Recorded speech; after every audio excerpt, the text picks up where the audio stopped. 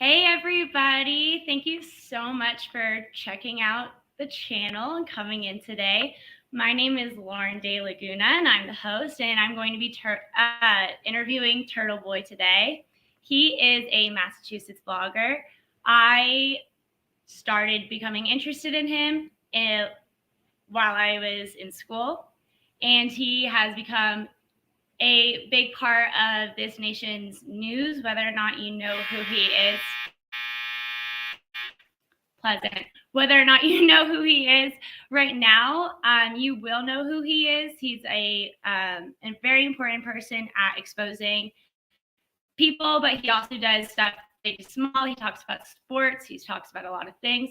So I wanted to do this interview with him today because I like to give people the chance to talk about themselves, why they are who they are, and how they became who they became. So without further ado, let's bring on Turtleboy. Hi, Turtleboy. How you doing, Lauren? Thank you for having me. Yeah, thank you for coming on. I really appreciate that. Glad to be here. Glad to be here. Glad to be here. How's your? You look a little blurry there. Oh yeah, forgot to mention. He really wanted me to talk about how bad my quality of equipment is, and it's true. It is true. I went to Walmart and I picked up a camera, and this beautiful $30 camera has auto adjust, which means it will also auto unadjust. So that's what we're dealing with today. But it's like I'm watching. Like, look how beautiful you look by comparison, though. You see how? I mean, I like. Well, we look like we're from different universes right now. Like I'm from 2022, and you're from like still very 70s. You're very modern. You can tell the difference between a newbie versus a pro. Yes. You look like you're from like. I'm so glad you came on today. Thank you so much. Yes, I'm judging you. So anyway, thank you for having me. But regardless, you should be. Anyway, let's talk about. I want to start off because I read most of your autobiography. Very interesting. Very long too. How long did it take you to write that? It took me about 6 months to write that book, and I had to self-edit it. There are some typos in there. I'm never going to get it perfectly. I thought about hiring like a professional editor, but I'm like, you know what? Honestly, part of the brand at this point is spelling mistakes. So I just don't care if there's spelling mistakes. And I'm not paying someone to get rid of them, because getting rid of spelling mistakes to me provides no value to the blog. It's not going to help me sell more books. So it's a waste of money to hire an editor to do that. I love that. I love that about your blog. It's very real. It's very funny. I know you used to have two blogs, right? You used to have kind of one with funnier titles, one with less funny titles. You still have both blogs going? Well, there was the initial blog, turtleboysports.com, which was the one that I started in 2013. And that was eventually completely blacklisted by Google AdSense. And when that happens, it's really hard to make money on the website. Like, they have a monopoly on digital advertising in this country. So if your website gets blacklisted by Google AdSense, and it doesn't take much, all it takes is a few people who don't like you, who just report you to Google, and the tech overlords there decide, well, you're not good enough for us, you're too dangerous to have ads from General Electric, whoever the hell we're freaking, targeting ads to on our sites.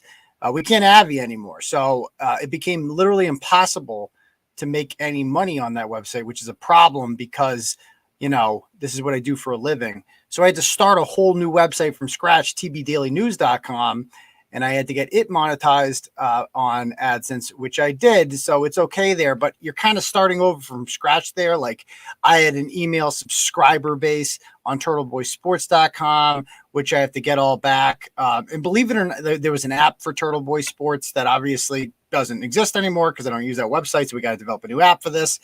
And believe it or not, there's actually people who won't read the new website, tbdailynews.com, because they're stupid and they haven't figured out, like, they think, oh, this guy's he's selling out now. He's going corporate. He's, changed because, and you're right, the Turtle Boy Sports art headlines, contained a lot of words like fupa sloth, not real words, obviously, scum cunts, words like that you wouldn't want to say around your mother, depending on who your mother is. Right. But yeah, so like I the wouldn't new want to blog say is, around my mother. you're right. So it has, some people would, but the people I write about might. But the TB Daily News blog has a little bit more professional decor to it, almost a little atmosphere. So Right. that's what I tried to do over there. It's the same content essentially. It's just different headlines, and it's not demonetized by Google AdSense. But that day probably will come. So I have a plan for that. Don't worry though. That's pretty ironic because, I mean, the first chapter of your book and the inspiration of this entire blog was about having the freedom of speech to say what you wanted to say, correct? And now Yes. you're being prevented from saying what you want to say on your own blog, on your own platform, because some big tech company doesn't like what you have to say. Well, yeah, that's the theme of the book. So the theme of the book is basically how um, our founding fathers, when they created this country, right? Like the first thing they thought of was free speech, the First Amendment, the right to free press. You need to be able to criticize the powerful. And unfortunately, the powerful are protected by the powerful in this country, and that, our elected officials and the people who control everything essentially. And let's be honest, like for instance, the T in LGBT, they act like they're marginalized, but in reality, nobody is more protective and more powerful than the transgender lobby in this country. You cannot criticize them. You cannot dead name them. There are so many rules about the things that you can't say to men who dress like women. We have to just basically let them dominate women's sports. You can't say any of these things, even though it's objectively true, every day, and more than anything protected, because it hurts their feelings. And so, and they're protected by these big, powerful corporations who, whether or not we recognize it, they control our speech, right? Like, people, I was banned from Facebook in 2017. We had a page of 112,000 followers. People said, well, what do you care? Just build your own Facebook. That was the libertarian answer to it. Just build your own Facebook. As if there's competitors to Facebook, as if there's a platform out there where you can share content that 2 billion people are on. Yeah, those exist, right? Those are a dime a dozen. No, it doesn't exist. So censorship comes in many forms. Like, so for instance, the government isn't censoring me directly, right? They can't do that. Our courts protect speech in this country. Even the Supreme Court, no matter how liberal it gets, always seems to protect free speech. And I'm sure you know this from going through law school. Like, they're very good with speech issues. But the issue becomes, like, there's ways to circumvent the First Amendment, and that is how these tech companies do it. And these people who don't like the things that you're saying. And so how do they get you to stop saying them? Well, they make it impossible for you to make any money doing that, right? And they do it dishonestly. Like, I had a number of advertisers when I first started, and I had people paying, companies. I was knocking on doors, getting $300, $400 advertisers per month. I'd have like 20 people up there. I could make a living doing that. And then people started harassing them because they didn't like the content. They would call them up, say, hey, did you know that this blog is sharing hate speech and your advertisement is on it? Do you support hate speech?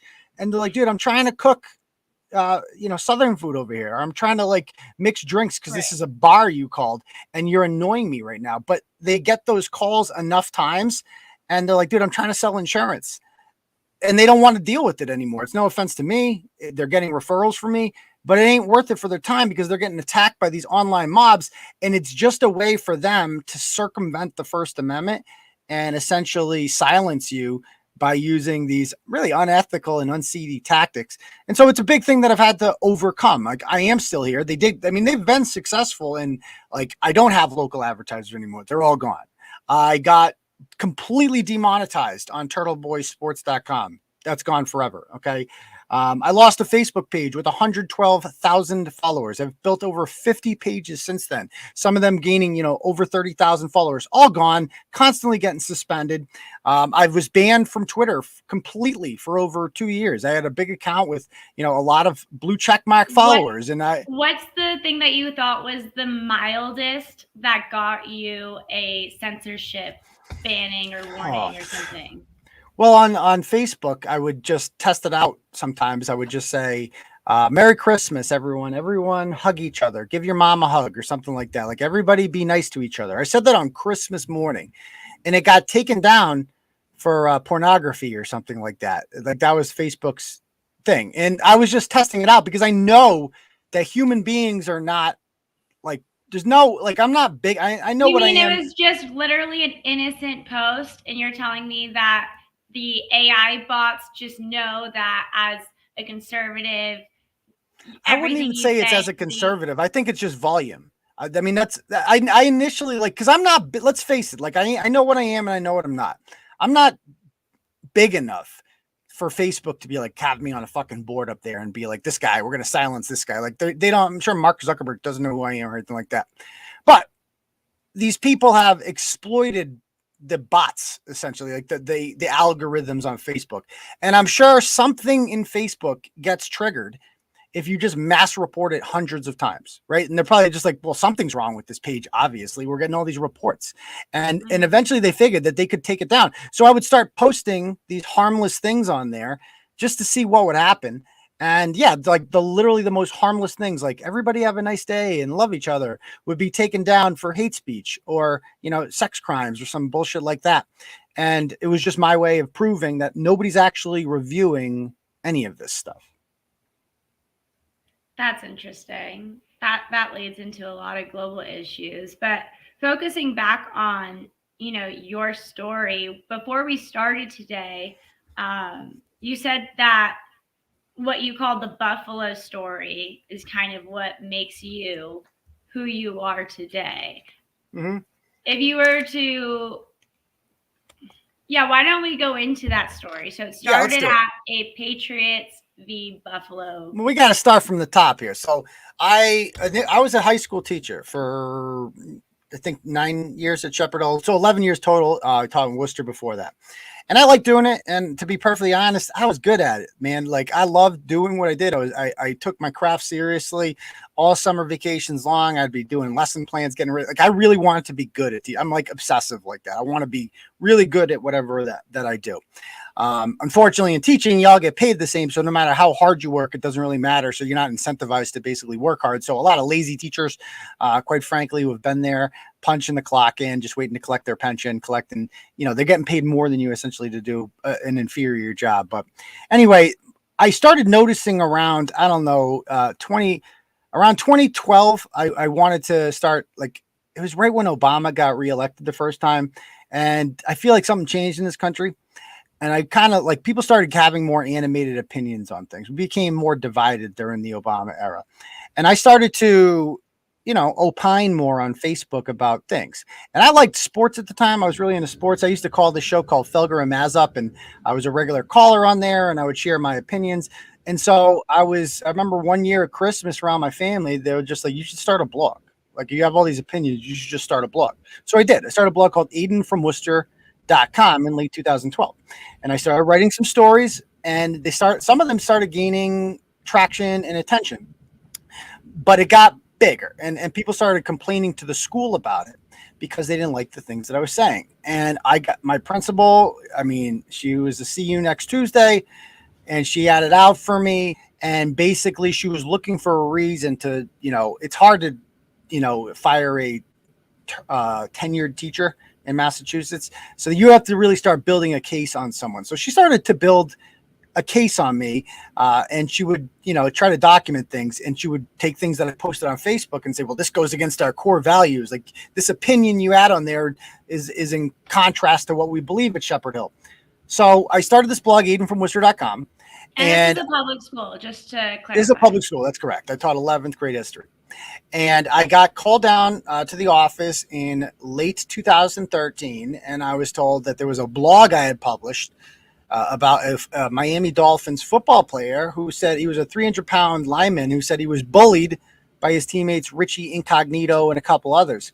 And I said, how the hell does a 300-pound man get bullied? I go, this is the most overused word in the English language right now, this idea that like grown men are bullied. Like, stop it. You're in the NFL. You're a second-round draft pick. Don't be ridiculous, okay? Just hit him back. It's football.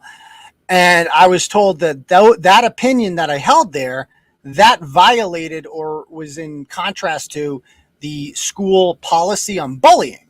So they go, you're going to be suspended unpaid for 5 days for that.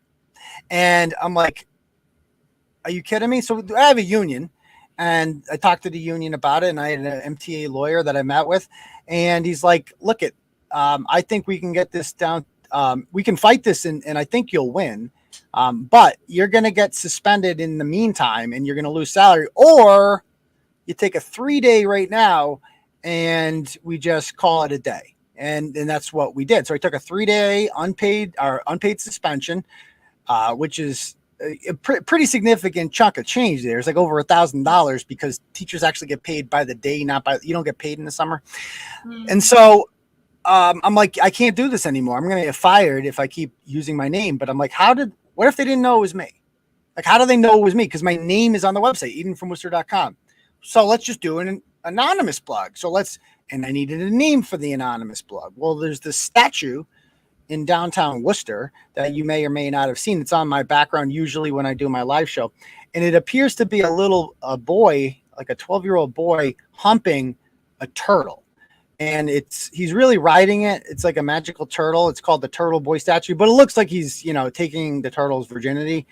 And the turtle looks like it's like screaming in pain. It's a hilarious statue. It's like, and people think of it when they think of Worcester. So I'm like, that's the perfect name for the blog, Turtleboy Sports. And so I started writing about sports initially. And then people really aren't like, you don't give a shit about sports. People like you wouldn't read a blog if it was about sports. Eyes glaze over whenever you talk about it. So chicks don't care about sports. Let's be honest.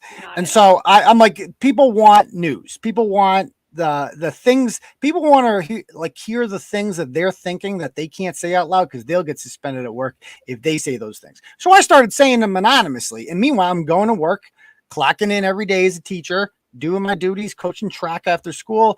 And this went on for almost a year. But then the blog started blowing up and it got big. And I went to Buffalo in October of 2014. And we went there to watch the Patriots kick the Bills' ass. Like, I don't know if you knew, younger kids know that. We used to beat the shit out of the Bills like pretty routinely. It's not like it is now. And we would go up there every year and just kick their ass. And those fans up there, they were rabid. They're really into their Bills. And they know they suck, but they hate us. They hate us so much because our quarterback was this pretty boy who did Uggs commercials. He's married to a model. His name, Tom Brady. You might have heard of him before. And so they would just really piss them off that we would come to their stadium and just enjoy and just laugh in their faces because we'd win every time. So I'm like, I'm going to go up there, and they would call us faggots and, things that you're not supposed to say anymore. That political correctness hasn't reached Buffalo. So I'm like, I'm going to go up there and I'm going to videotape them yelling at me. And this is going to make great content and we're going to kick their ass. And that's exactly what happened. And so I wrote a blog about it and I published some videos of Buffalo fans. What were you wearing at the Patriots stuff? All Patriots stuff. Oh, Patriots. Were you surrounded by Buffalo's Bills fans? Oh, yeah, we loved it. And that's the whole point. Like, we live for that. We live for, yes, I love being in the thick of it. And, there was 12 of us. Were there, was there a section you could have sat in that was designated for fans that are... No. So when you go to... Okay. No, you're just in the thick of it. And that's the way we like it. That's the way we like it. We like to go there and just be in I love the atmosphere of being... I used to go to Yankee Stadium all the time as a Red Sox fan. I loved it when people just throw peanuts at you. I love to be in the visiting stadiums more than the home stadiums because especially when you win, it's just so satisfying. And when you go to Buffalo, you're going to win. And so I went there and I videotaped it and it was, we won obviously. And I taped them calling me, fags and whatever and stuff like that. And next thing you know, I did a blog about it. I published it and it went viral in Buffalo and everyone in Buffalo wanted to know who is Turtleboy? Who is this guy? And because he's demeaning our city and blah, blah, blah. And so some guy up there by the name of James Krieger doxed me. He figured out who I was somehow and he put it out there and he wrote his own blog called Buffalo Bruises. And in that blog, you've never figured it out? How he figured it out? I mean, I think I said something when I was signed in on Twitter. I forget what it was. He figured it out. He put some context clues together. It's not really important, but like he did figure it out, and he was right. I was the one behind it. And so he got that part right. But he wrote a blog in which he libeled me, and he made up he wasn't at the game, but he said that I was at the game, and that I was jerking off on some girl behind me, like in public. You Like I did just make a motion, but what was the motion you really made? And then what was the motion you were accused? like people were throwing stuff at us, right? And being like, fuck you. And I'm like that thing. Like, fuck off, buddy. Like jerk off. Like Yeah, is that I get it. And masturbating? then Oh yeah. They're they were making it saying seem that like I you were whipped it doing out. it like lower. Yeah. Yeah, so I basically was just like, fuck off, buddy. Like fuck, it's a ball game. You're drunk and you're like shouting back and forth. These brothers, you're like, fuck off, assholes. They said worse. Trust me. Everyone was okay. Nobody left there and was like, oh my God, did you see what happened there? That was horrific. That guy, he made a masturbation sign and all hell broke. Call the the police, cops. sweetie. Not a single person acted like that. And so they made it sound like I like whipped my dick out and started like jerking off on this girl's face, which is just absurd. Like obviously that didn't happen, but it doesn't matter. He wrote it down in a blog and it was shared thousands of times, including by kids in my school.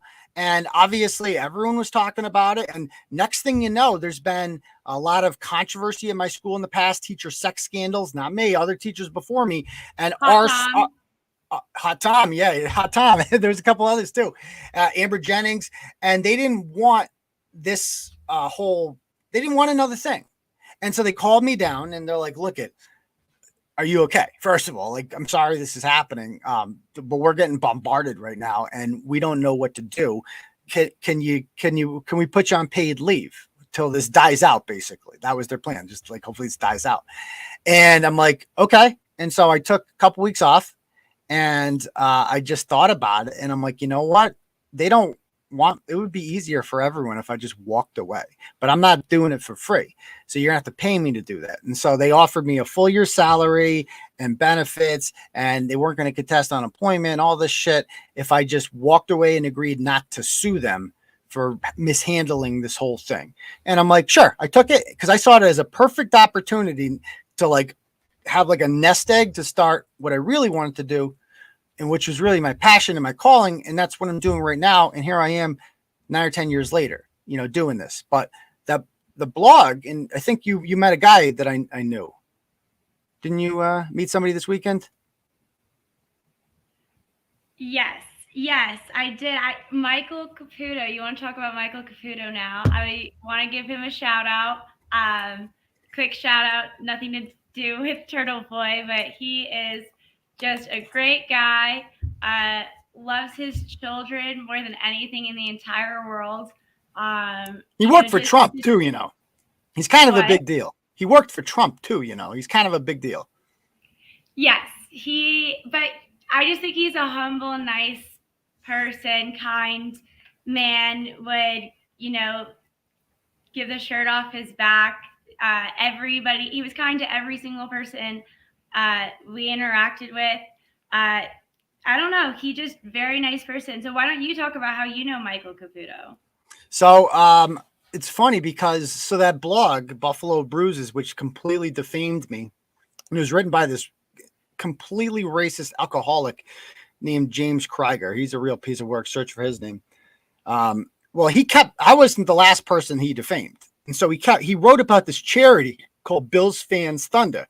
And he accused them of like stealing money from special needs kids or something like that. And the whole thing was a lie. Well, Michael Caputo is involved with Bills Fans Thunder.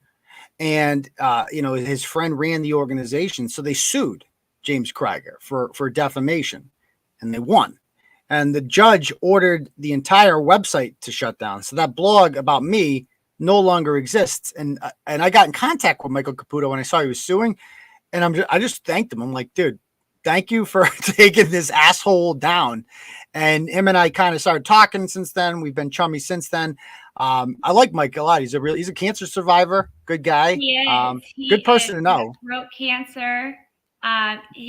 Robert Redmond discovered it actually during a press conference at the White House. He was giving it because he was the NIH spokesman under Trump.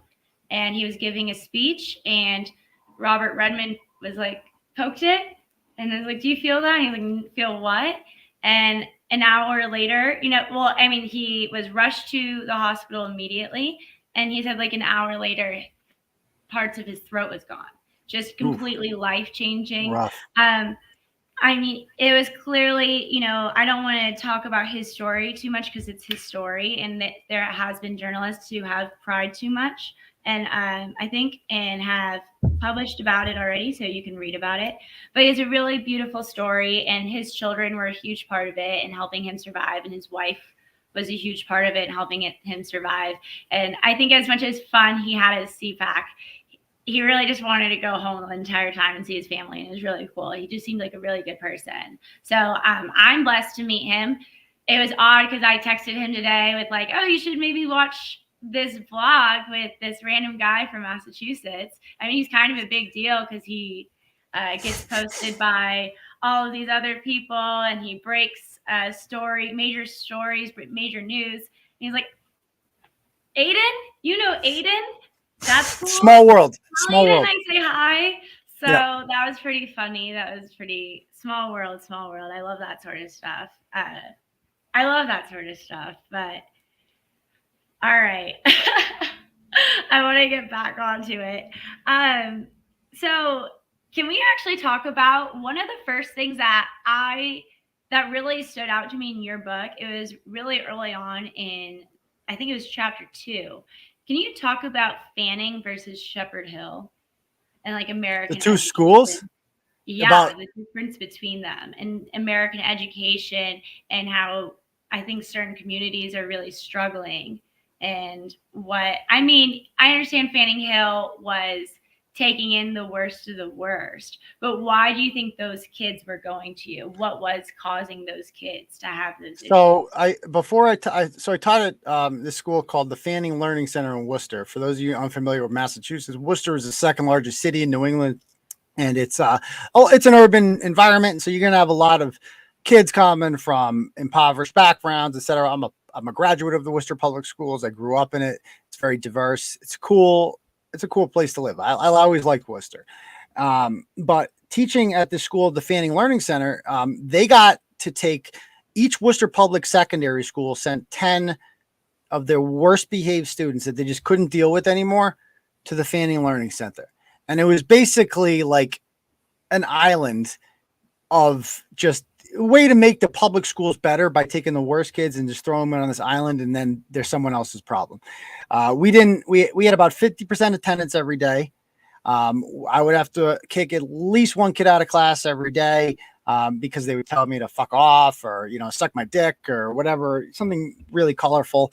I learned a lot of new language in that school.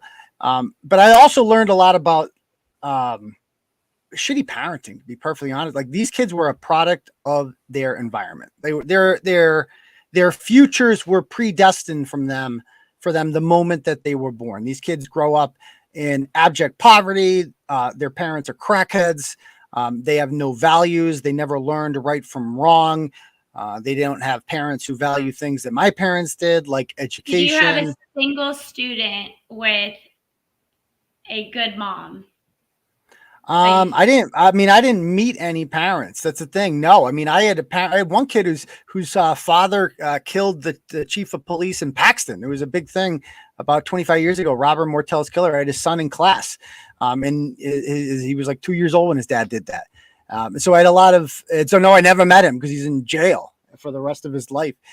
So we had a lot of kids like that. But it really kind of, like, I realized, like, these kids are fucked, man. They have no chance in life. And it's almost like there's nothing you could do. There's nothing anyone could do. We've all seen the Stand and Deliver movies, right? We've seen Dangerous Minds, Michelle Pfeiffer, and you think, okay, well, you just throw on a pair of jeans and then you go in there and then you connect on their level, and then boom, next thing you know, they're passing AP calculus. No, it doesn't work that way. It's like they're just you try to keep them in school doing something. But at the end of the day, you're with them for a very small percentage of their time. So your impact on them is somewhat minimal. And the best thing that you can do as a teacher in this school is just be consistent.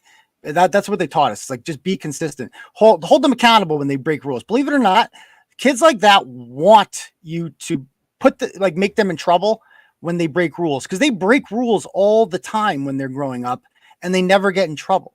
And they're just like, and they know I'm supposed to get in trouble for this, but the adults in my life are letting me down by not punishing me. So they actually do appreciate that. Do you think you became somewhat of more like a parental role in any of their lives? Did you help become a mentor in any of their lives? Are you still in touch with any of those students, or was it just I mean, I was only there for 2 years, and the kids are transitory, so they come in and out sometimes. So it was hard, and they're absent a lot too. So it was really hard to make real connections with the kids in that school. And you feel like you start making a connection with a kid. You're like, okay, this kid seems decent, and I can give him some good advice and whatever, and maybe he can go back to a public school and graduate and whatever, and they'll be okay. But then they're there for a reason. Like, they were kicked out of a public school for a reason, and then they have that one bad day. Something shitty happens to them at home, right? Mom spent all the food stamps on crack. Mom did something, like, there's no food, and they fucking hate their parents. And then they come into school and they have all this anger in them, and they just take it out on you because you're the only adult in their life who's just there. And I saw kids, they put on this tough front, but they would break down crying. They're soft as shit when you get down to it, some of these kids. And what I took out of my time at Fanning, and I continue on the blog today, is like, and that's a theme, is that, like, I hate the biggest problem in this country is shitty parenting. Every time a school shooting happens, people want to blame guns. I blame shitty parenting. Shitty parenting is the root cause of 99% of the problems in this country. If people would parent correctly and not lose their kids to DCF and not neglect and abuse them over years and just keep firing them out, then this country would be a lot better of a place. And you saw it every day at Fanning. And so when I started working at Shepherd Hill, which is a real public school, a couple of years in the suburbs, and I got there and I'm like, the kids just wanted to learn every day. Like, they didn't want, some kids you would pull teeth to get them to learn, but they respected you because you're the teacher. And that was foreign to me. Like, I would tell kids at, Fanning, like, okay, everybody, you're going to sit here, you're going to sit there, fuck you, N-word, like, whatever. And then at Shepherd Hill, it's just like, okay, so we're going to have assigned seating. And I remember my first day, I was like, you're all just doing it. What I ask, nobody's going to argue or anything. And they're like, why would we argue? You're the teacher. I'm like, oh yeah, that's right. That's how this works. And so at Shepherd Hill, I made a lot. I had thousands of students, and I made a lot of personal connections with them. There's some kids, they're grown-ups now, that I still stay in touch with. And it's nice to see them doing well in life. But it definitely, teaching at those two different schools showed me the complete gap in this country, because it's 2 towns away from Worcester. And here you have this community over here where people want to live, where their kids are getting an education, and life is good. And then you have this kids over here who have no shot at life. Like, their lives are almost predestined for them. That's horrific. Sad.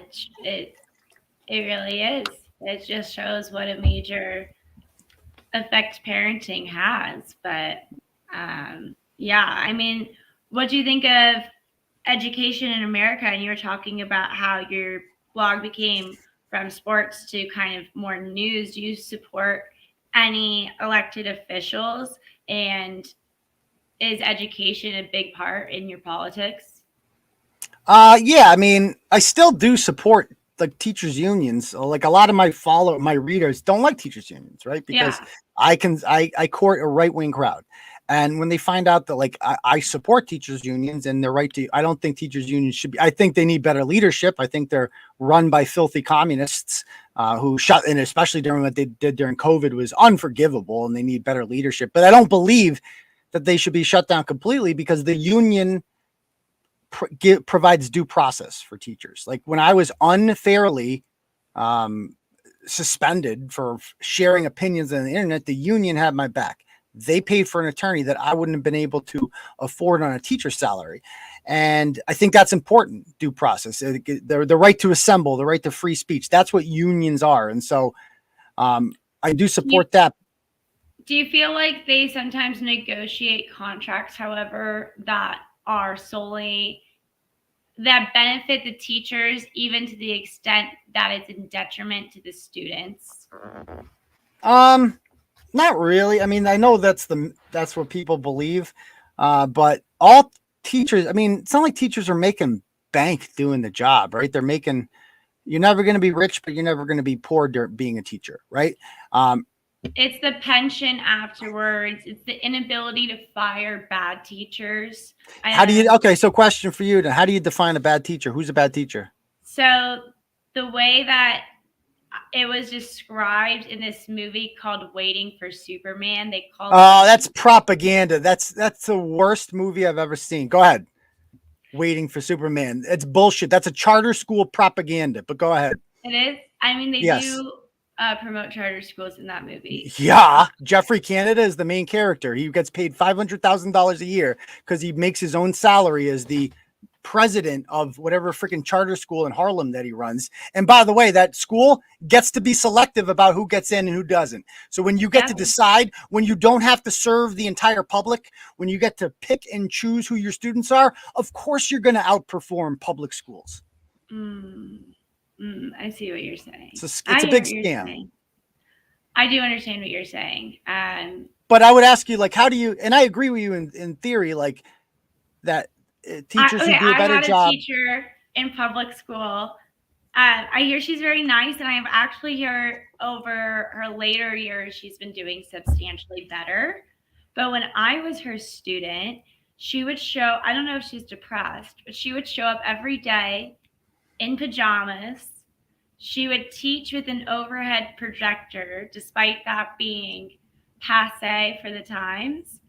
And oh yeah, I had kids like you in class, huh? You were like what, 2011? You were like the 12. Yeah, you were like the I mean, I would have had you in class. But go ahead. So I didn't use the overhead projectors. I tried not to. I used them earlier on, like 07. But yeah, I know what you mean. So she used them up into like past 2012. She used even though she had whiteboards, like beautiful whiteboards, and she was a math teacher. And it bothered me because she would teach for 15 minutes, and then she would say, use the rest of the time to do your homework. And I felt like, yeah, okay, kids who are really good at math caught on to that really, like what she said, and that's fine. But kids who don't understand what you're saying, they need you to explain the steps and how you got to that process. And you need to visualize it. And you might need to explain it 2 or 3 ways, and you need to give time for kids to ask questions. In my opinion, I felt like that teacher needed the fear of being fired to encourage her to not just work for 15 minutes every hour. Yeah, and I think what the problem that you're describing right now could be isn't the fault of the teachers union. It's the fault of the principal of the school, because why isn't the principal of the school saying, sending her a note saying you need to stop wearing pajamas to school? We have a dress code for teachers. Why isn't the department head of the math department pulling the teacher aside and saying we don't use, you got to get with the times. We use this now. Department head.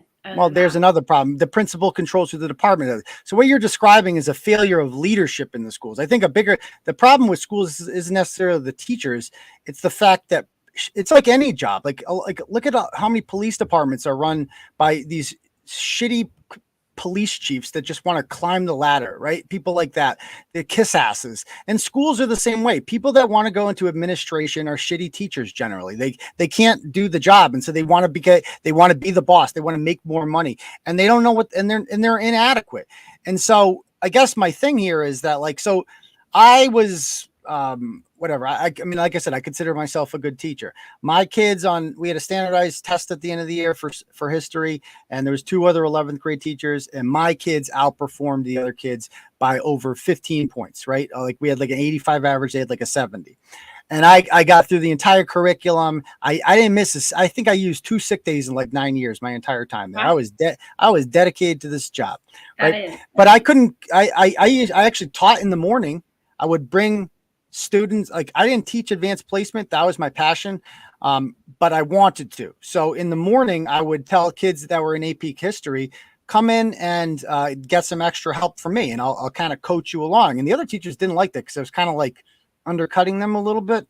But I would have my own students who did not take AP history. I would have them come in the morning too. And I would say, you're going to take the test at the end of the year without taking AP history class. And they would get 4s and 5s on them. And the AP history teacher resented me because like you don't take the test without taking the class. And kids did that regularly. And so by being like, how did I get kids to have higher averages? Well, I was hard on them. I was known as like the hard teacher. I was the guy that like took a lot of points off, demanded, like there was a lot of writing in my class. There was a lot of, it wasn't just multiple choice. You had to learn history really goddamn well in my class. And in doing that, at first, kids struggle and kids get bad grades, a lot of D's, a lot of F's initially. And so when that happens, when Johnny comes home with a D for the first time, and Johnny's been an A student his whole life, and he gets a D, and all of a sudden, mom is like, my son's an A student. The problem isn't my son. The problem is you, teacher. And so I'm going to call the principal up and complain. And so my worry here is that, and I would get called down and I have to explain myself to guidance. It was a big thing. It would have been a lot easier to be the teacher that just gave him worksheets and just, nobody got mad. Everybody was happy. Everybody got good grades. It is what it is. But to me, that's not what I wanted to teaching for. I want to help kids learn. And so I guess what I'm saying here is that under this, like if we were going to start saying that, well, okay, we're going to get rid of we're going to get rid of the bad teachers and we're going to give the good teachers more money.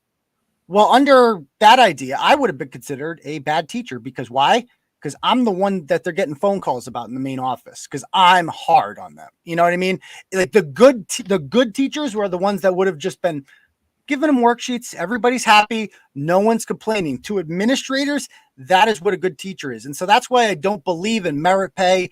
I don't believe in this idea that we should, I just think that I think we need better leadership in schools. I think that's the biggest problem in public education is administrators. Is that just in education, or do you think that's also in many industries, which is causing America to suffer? For instance, the news industry. Like, why do you think the news industry is struggling so much? Is it a lack of leadership? Is it too much control? I think it's an obsession with Donald Trump, to be perfectly honest with you. And I think that's a fact that, the media during the last 10 years has been completely exposed for what they are, a weapon essentially of the left to corral public opinion and mold them. And it worked for years. And the goal of the media was to get Republicans to behave the way they wanted them to behave. They liked Paul Ryan's. They liked John McCain's. They liked people that acquiesced a lot and just gave the left whatever they want. And now Republicans don't do that anymore because of Donald Trump and the people that like Ron DeSantis who model themselves after Donald Trump.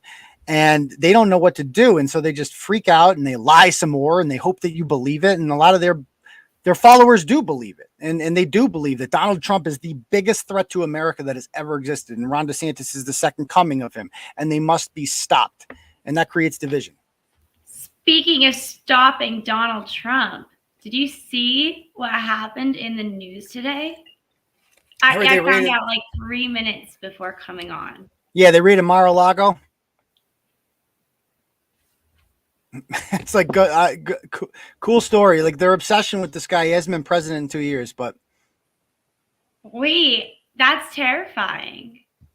Why? Mean, because it makes us a banana republic. We've been a banana republic for quite some time. They've been doing this to everyone. They've been doing it to Roger Stone.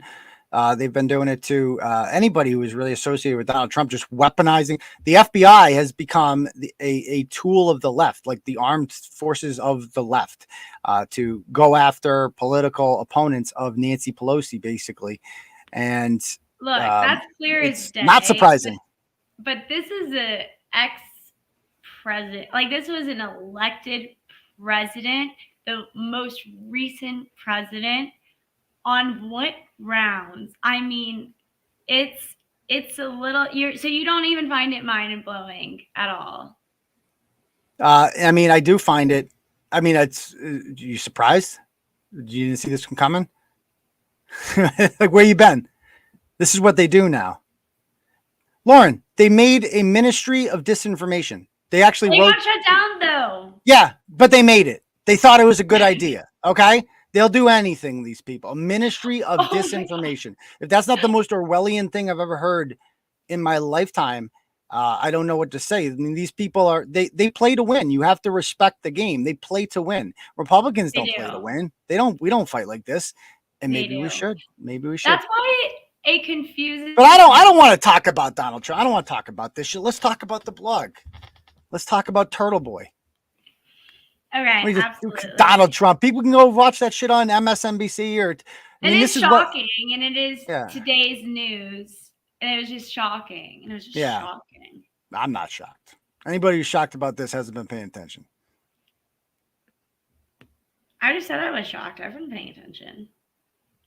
Saying I'm not paying attention, I'm paying attention. Pay attention a little more. Okay, hold on. Fine, I'll get off Donald Trump in a second, but I think I'll probably get a YouTube strike. I don't even care. Because it's my channel, I'll do what I want. I think 2020, and you don't. We're just gonna say in the hypothetical, in this Mars election, that election that we discussed earlier, right? Okay, that election was stolen in 2020. I don't want to talk. This is a waste of time. I don't want to talk about stolen elections. Okay. I mean, this isn't what people came here for, Lauren. People want to talk about the blog. But They I want to find talk it about odd because you are considered a conservative journalist, but then you don't identify as such. I mean, I'm conservative, but that's not conservative as whining about. But you're being a whiny cunt if you're doing that. It's like we made fun of the left for 4 years because they wouldn't let go of Russia, Russia, Russia. They rigged the election. And what happened when Trump lost? We did the same fucking thing. It's pathetic. Pathetic. And I don't want to waste a second of anyone's time talking about that because it's pathetic. All right, this is your interview, so whatever you want to do. Let's talk about boycotts. Tell me what you've been through. Well, like I said earlier, when I would have local advertisers, people would essentially organize these quote unquote boycotts. And I like boycotts aren't what they used to be. Boycotts in the Rosa Parks days, it's like the most famous boycott, the Montgomery bus boycott. Back then, boycotts were, okay, well, we're just not going to ride the bus, right? We're going to boycott it. That's what it means. And hopefully if enough of us boycott it, Rosa Parks did ride the bus.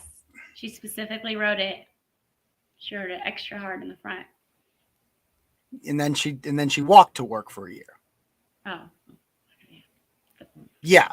So they were boycotting the buses. So for those of you unfamiliar, the Montgomery had a law that black people had to give up their seats in the front of the bus if a white person came on. Now, Rosa Parks was a seamstress. She was put up to it. She was part of the NAACP in Montgomery, and they were there to test that law. And she refused to give up her seat. She was arrested, and this led to a massive boycott of the busing system in Montgomery. And so many black people rode the bus in Montgomery that it caused financial damage to the busing system. And a year later, they were essentially forced to desegregate the buses completely so black people could sit wherever they want on the bus. They didn't have to sit in the back. They didn't have to give up their seats for white people. Well, that's not what boycotts are anymore, right? Boycotts now are we harass you. They're harassment campaigns because I would have these advertisers and people would say, well, let's boycott the Turtleboy advertisers. And I remember somebody saying one time, like, well, let's look who advertises on Turtleboy. Guns, chicken places, liquor stores. Yeah, good thing nobody likes those things in America. Yeah, go ahead, boycott those. Let me know how that works out for you. But that's not what they did. They didn't just not buy guns. They called up the gun parlor and just harassed them nonstop. And they left negative reviews with them. And they called up JJM Insurance and they left negative reviews with them. And they gave one of my attorneys, I had attorney Tony Salerno. He had a 5-star rating on Google. And so he was the first guy that would come up when you searched for DUI attorneys in Worcester, which you can make money doing that. You know, you want to be coming up first on Google is important. And so a bunch of these people just gave him 1-star reviews, even though they never hired him before. And that hurt his Google rankings. He no longer came up on page 1. And so he had to negotiate with these people and basically like, will you take those down if I stop advertising on Turtle Boy? And that's what he did. And they took down their negative things. And he's like, sorry, I can't do this anymore. And I understand where he's coming from. Yeah, he was given into the terrorists, but like, I get it. It's costing him business. Like, if it's a business, time is money. You're losing clients potentially to this, and that defeats the purpose of advertising. And so the boycotts aren't really boycotts. How much money do you think you've lost due to? Okay, so I don't think Google used to start censoring, but now they do. How much money do you think you've lost due to not being able to monetize, like demonetization, from that? Not so much from people calling advertisers. And then can you even differentiate like how much money? Yeah, I mean, I was making $5,000 or $6,000 a month on local advertisers. So those are gone. So that's what, $60,000-$70,000 a year gone. On Google AdSense, I was making, I don't know, 1 month I made like $12,000 on Google AdSense alone. And that's gone. I mean, I wasn't making that every month. So probably I was making, I don't know, let's say $7,000 or $8,000 a month on Google AdSense times 12 months a year. We're looking 90 grand right there. That's gone. That's out the window. Or how about losing Facebook? Like Facebook, I used to get on the website every day about, close to 100,000 people every day on turtleboysports.com.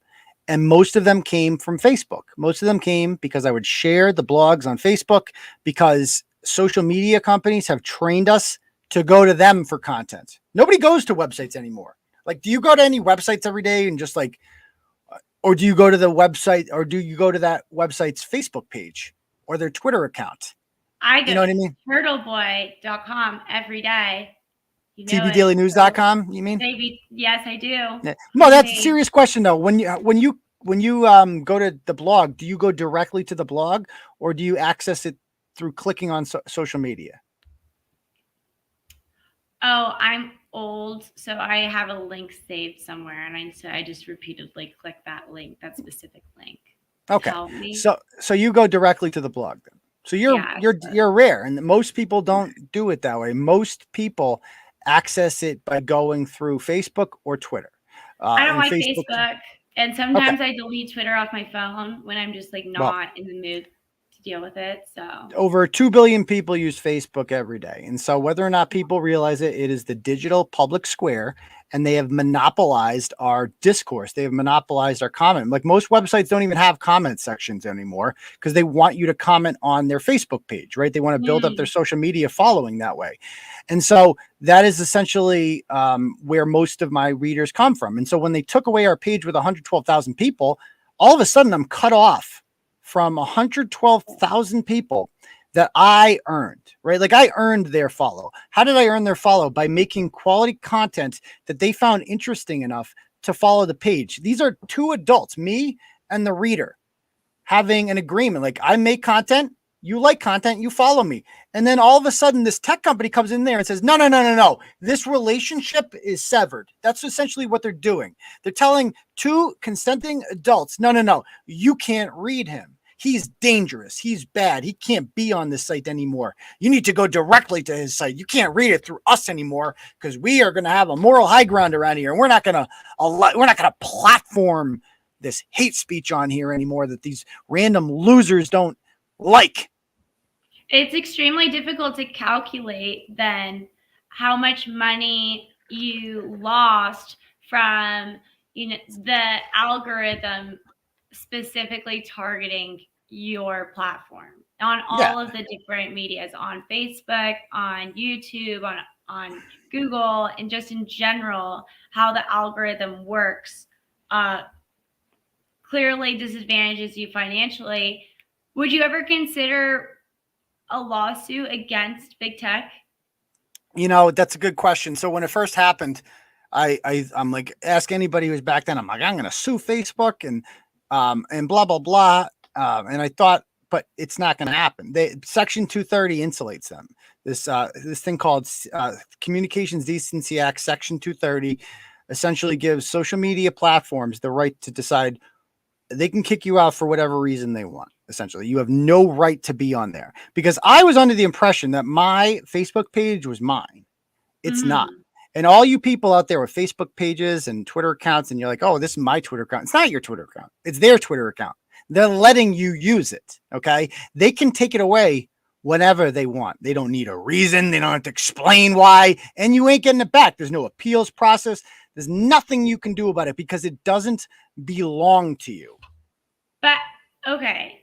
But as you said earlier, there is some First Amendment violations because the government has so much entwined itself with these companies. So there's that argument. And then further, there's the contractual argument, such as like you have signed a contractual agreement in good faith to be a partner with Google upon creating your platform and such. So, I mean, they're really like long shot. I don't know. Maybe that's probably why I haven't done them, because they're just too. No, it's like, I know what you're saying. I know that was my argument, was that like, well, I was going to take the contractual route. Like when you would sign those terms of service, that is a two-way contract. And I agree not to violate the terms of service, and they agree to allow me to stay on. Well, I didn't violate your terms of service. And people are asking in the comments, like, what did you do? And the answer is I was mass reported. Like I did nothing. I lost accounts for saying, have a nice day. And I've documented this all. You can read, if you search Turtleboy Sports Market Watch, an article will come up that was written that has contained many of the things that I was kicked off Facebook for. And none of them are violations of Facebook standards, obviously. It was just a way for, bots. Like this one guy named Kevin Lynch, he admitted that he reported the page 3 hours a day. He just sat there and reported it for 3 hours a day. Imagine that being your life. Like, imagine. And it is, and it's like, I felt so helpless because these people that just have nothing to do are they're winning. And you know what? I'm not gonna lie, I was depressed about it. I hated it. Every time I would make a new page and it would grow, I would lose it. And I'm like, this fucking sucks, man. Like I wanted to quit. I'm like, this sucks. But you know what? Like the beauty of this country is, and the free enterprise system is like, you just have to figure out a way. You have to get more creative. Like you can't accept that. And I'm like, okay, well, eventually I came to the fact, well, I'm not going to sue Facebook. I'm not going to get my page back. It's gone forever. And I had to find a way to survive without it. And so I adapted. I made an app. I encouraged people to go directly to the website. I built a larger email list. I, made new pages. I had fan run accounts. There's a lot of ways around it to keep people coming to the website without being so reliant on tech companies. And just this Turtle Club thing that I've created has been really a lifesaver for the blog, because I don't know if you're familiar with Turtle Club, but it's like, tell me about Turtle Club. I'm very familiar, but I'd like to know more about it. So basically, I didn't want to be beholden to advertisers because they can get manipulated by people boycotting them and harassing them, etc. And so when you have advertisers, the client is the advertiser, right? Because they are paying your bills. And so you have to keep them happy. Well, that's hard. And I don't want to serve the advertisers. I want to serve the fans. I want to serve the readers. And so to do that, you have to sell them something. And, people appreciate you and value what you're doing. They might pay 10 or 15 bucks a month for something extra that nobody else is getting. And so that's why I created Turtle Club. In Turtle Club, you can join for $10 a month. You get ad free on the website, no ads whatsoever. $15 a month, you get no ads, and you get access to this premium stream that I do on Thursday nights called Turtle Club. And you nobody else gets that. And it's a special stream of content that nobody else gets, and you get it. So you're not donating money to me. You're paying for something that nobody else is getting. And you're also supporting free speech, and you're making it so that I'm no longer dependent on advertisers. I serve you now. I no longer serve the advertiser. And so I don't have to bend what I'm saying at all. And it's changed the dynamic of the blog completely, because now the blog is almost completely fan run. The Turtle Club is by far my biggest source of revenue.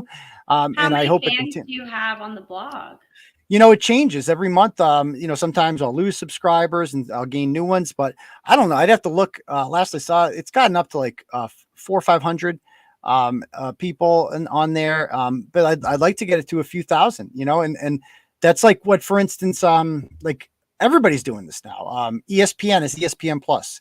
Steven Crowder has Mug Club. I'm not Steven Crowder, obviously, but I should model what he's doing because he's successful. You want to look at what successful people are doing, and you want to model your business model after them.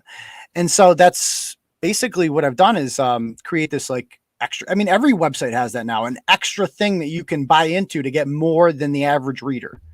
Right. You have the free base, and then you have the extra. Yeah. Daily Wire is the same thing. Daily Wire is great, and Daily Wire is the same thing. Like they've basically created their own conservative ecosystem, their own economy.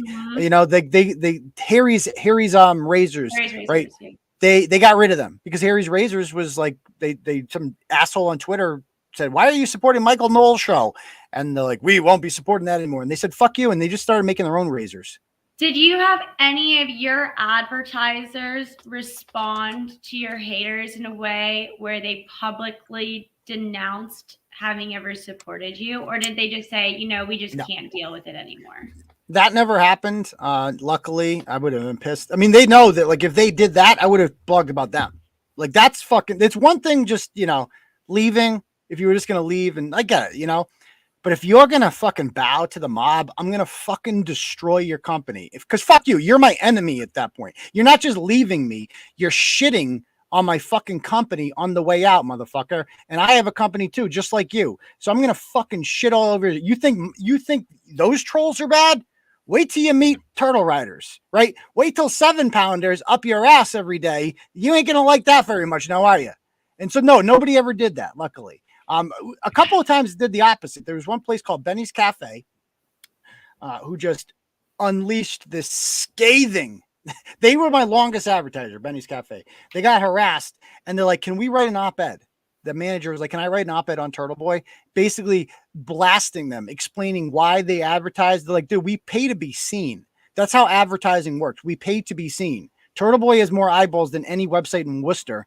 So of course we want to be on there. And we're getting a lot of referrals because of this, which is the whole purpose of advertising. So fuck off." It was great. People love Benny, and people went there and they want to support that. People want to support businesses that have balls. Very true. Are you thinking about expanding? And if so, well, hold on, let me back up a sec. What percentage of your website is dedicated to just Massachusetts area type stuff versus national news? Yeah, I mean, I would say 90% probably, right? I mean, I did do one story today about some Georgia couple that raped their fucking, it was horrific. They raped the kids they adopted. It was awful. But, for the LGBT couple? Yeah. They're gay. We call them gay. They're gay, and they adopted 2 boys and they raped them and videotaped it. It's horrible. And that was in Georgia. But that, sometimes a story like that comes along and I think it has big potential. And so I'll write about it, and because it pisses me off. But mostly people come for the local stuff because they want to read about the guy the guy next door to them who's doing fucked up shit. Like that's what people want to know about. So how can someone, if they want to model Turtleboy, because I know you're saying that you model Barstool and Crowder. I don't model. Oh, I see what you're saying about the subscription thing. Yeah, I do. Well, a little bit, but really you have your own thing. You have a lot of local stuff, and I think somebody else might want to do that. Let's say you have a New York person, maybe you could have a California person, an Oregon person, and you could expand and get the whole country maybe. How can someone start doing what you started doing?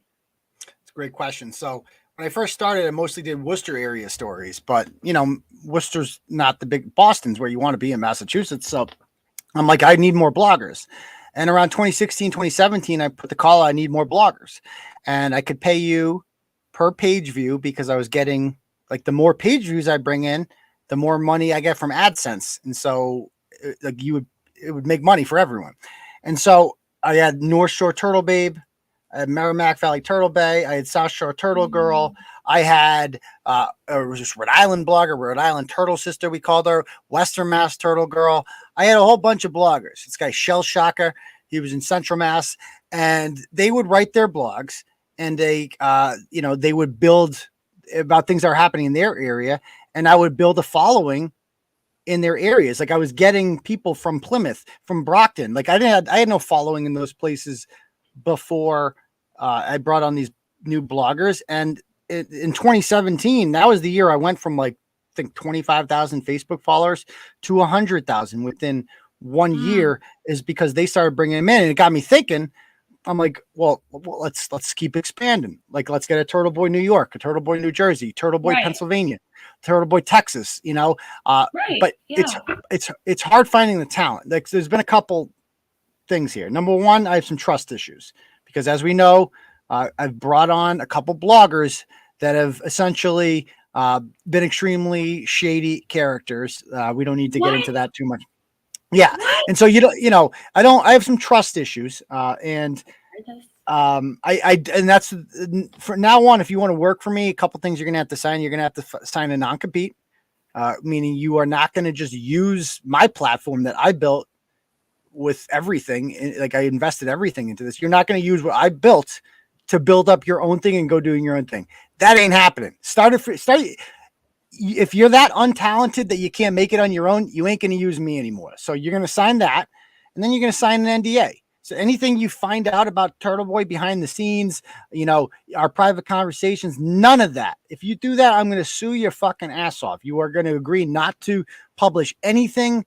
And so I've had lawyers draft up a couple documents for that I'm going to have people sign. And then the next thing is finding talent. Like it is difficult. I thought that anyone could do this. I really didn't think I had like a special talent or anything to do this, but not many people can do it. Not many people have the voice, if you will, to like communicate. People try too hard to be Turtle Boy. They're just like, they focus too much on like just being mean and being like, trying to come up with funny words. It's like, that's not why people come. I mean, you throw that in people afterwards. Come for the actual story. Right. And then when the story is funny, the names kind of come with it. Right. I add the names at the end. I write the blogs first, and then I'm like, okay, well, let's throw in some names here, just to make it a little more entertaining. But what's people your come for the name? opinions. Go. Favorite name? Maybe top three. Gutter Muppet is one of my favorites. I love that one. That's a classic. Fupa I don't know who the hell came up with that. That's a brilliant one. And I don't know. There's been some Spunk Trumpet. That was the Norwood Spunk Trumpet. There's been so many classics. I wouldn't even know where to start. So if you were to hire somebody, would they have to start their own blog, do a couple blogs, and then send you their samples to show? That's what I usually have them do, is do like a sample. But now I'm thinking about doing like a tryout thing, like a Turtle Boy Idol or something, where I get like a bunch of people to submit, and then I have people vote on which ones they like and who should stay and who should go. I don't want to hurt people's feelings. That's the other thing. I don't like hurting people's feelings. I'm actually kind of like, it's one of my biggest weaknesses is I'm almost too nice. I don't like to like be mean to people. And so I can't be to these people. Like, I don't want to tell them like, dude, that blog sucked. That wasn't funny at all. Like, sorry, I can't hire you. Because people have submitted some shit, some blogs sometimes. I'm like, dude, I can't publish that. That's cringe, man. No fucking way. And it's just, I'm not cut out to be that. I'm not Simon Cowell. I don't have it in me to be that guy. Why don't you do like, I'll post my favorite 10 from each city on the blog with anonymous names, and then my fans vote. I mean, I might do something like that, in the future.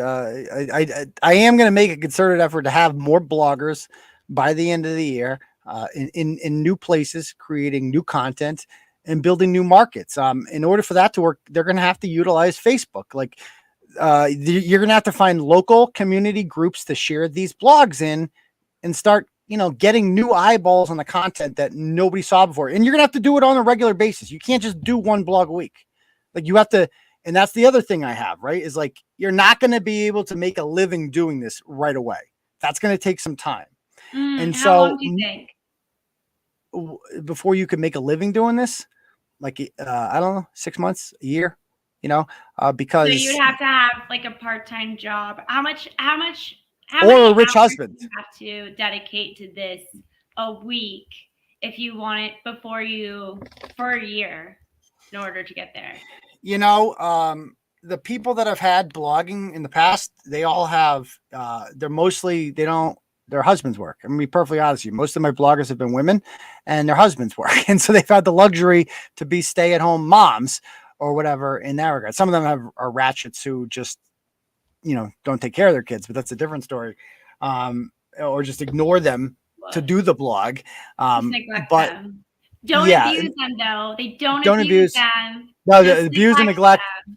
Yeah, just neglect. Just neglect is okay, but not abuse. Even though it's the same thing. But I digress. So basically, I think, I just want you to dedicate. Like when I was doing this, I was teaching at the same time, and I look at it myself. I'm like, I was hungry. I would come home and I would blog at night and teach during the day. And I want you to have that same enthusiasm. And when I find somebody that really is that excited about it, then I can pay you a salary. We could talk about benefits. We could talk about ways, like, you have to be invested in this. You have to want to do this. You can't just be like, well, I'm going to use it to build myself up, or now you got to be all in. I need a team player. I need a partner. I need people that I can trust. And, like the person that I trusted more than anyone, really, there was this girl named like we called her South Shore Turtle Girl. She was the most talented writer that I ever had. I've never said her name publicly, and I never will. I'll always protect her identity, but she was essential to the growth of the blog in 2017 because she was so good. She wrote so many classics. She came up with Fall River Gutter Muppet. She wrote a lot of really popular blogs, the Moms of the South Shore blog that a lot of people read in 2017. She was really funny and talented. And honestly, like we went our separate ways. It didn't end well. Let me be perfectly honest with you. Not on my part, on her part. She was mad at me. And, her big issue was like, I was, if I could go back, I would change this too, was that I was very demanding. I was just like, more like make as much content as you can, and she was more of like an artist. And Why she don't you was use like, this opportunity to apologize? Maybe I have, you already but have apologized. she doesn't want anything to do with me, and that's fine. People go their separate ways in life. I totally get it. I have nothing against her. That sucks a little bit. I'm just gonna say, I hope you come back. No, she's not. Trust me, she's not coming. It's been 5 years. I don't think she's coming back. We haven't spoken once. Turtle Boy, you can force it. I do think we lose her. We lose Lauren. Hopefully she comes back. But I'll tell you guys about her. So I considered her, like, her and I never met in real life. South Shore Turtle Girl. We planned to meet. We just never got around to doing it. But she was the only person that I could ever, and I told her this, I'm like, if I died, like, I want you to take over the blog. Like, she's the only one that had complete admin access to everything. I'm like, I want you to keep this going. It's literally yours. Like, you can have it. Throw my, family some ends whenever you can. If God forbid something happens to me. But people go their separate ways. And my big thing with her was I was on this thing about just cranking out content, like she didn't, oh, did I lose? I mean, is this my show now? Is this my show? Hopefully Lauren comes back. But her big thing was, oh, hello, you're back. Okay. So I don't know if you heard it. Blog without a hiccup. So let me charge my computer. Cool. Oh, oopsie. Oh, you're back. You're good now? I am okay. back. So I was just saying that, like, our relationship ended because I was being like, I wanted to, like, I was constantly up her ass. Like, can you do some more blogs, blah, blah, blah. And I was like, I'd be honest, women are a little bit more sensitive. Like, if you don't pick up on some shit, like, if you don't, like, that women might be more likely to pick up on, you're seen as like insensitive. Like, you didn't even ask me how my son was doing. And, he fell down the stairs today. And like, I didn't know that happened. I wasn't reading the group chat, I wasn't paying attention. And there was a lot of that with guys are a little bit easier to deal with. Like, let's be perfectly honest. Even though she was more talented than any guy I've ever hired. I just, So again, I'm not a good boss. I'm not a good, that's not what I was. You're a sexist, so you're not a sexist, is what you're saying. Women are No. Yeah, something. no, she was better at, women are better at blogging from my experience doing this than men. I will 1000% give you that. Like all of my best bloggers have been women. The people that have tried out and they're the funniest, they're women. Most people who read Turtle Boy are women. If you go to our analytics on Facebook, 62% of our audience on Facebook is female. On the website, over 50% of our daily traffic every day is female. The largest 35 to 44 women is by far my biggest demographic. That is interesting. I didn't know that, actually. Yeah. I mean, look at the content. It's stuff that appeals to women, to women with young children who are working and getting by. That's the kind of thing that the blog appeals to, because, I mean, what am I doing? What percentage of your blog would you say is like the ratchets versus and not that Rachel Rollins isn't ratchet and we call like Monica Cannon. No, but I don't consider ratchet. But the big fish. You have some really big fish. You have some national stories. You've had Andy No repost you. You've had some really big, like earth-shattering stories. And then you've had some minor, cat fight garage type stuff. What percentage do you think is the ratchets? I mean, I think it was more ratchets 5 years ago than it is today. I think, like, I republished a lot of old content last week when I was on vacation, and a lot of that stuff is just like cheese hogs fight at the Auburn Mall or something, and like Fall River Gouter Muppet, whatever. I do feel like now I'm getting, like, although Monica Cannon Grant, like you said, and Rachel Rollins are quite ratchet, they're also powerful and influential people. They matter. And so that's the kind of people that I truly enjoy exposing and going after, if you will, are people like that. So I would say that percentage wise, I don't know.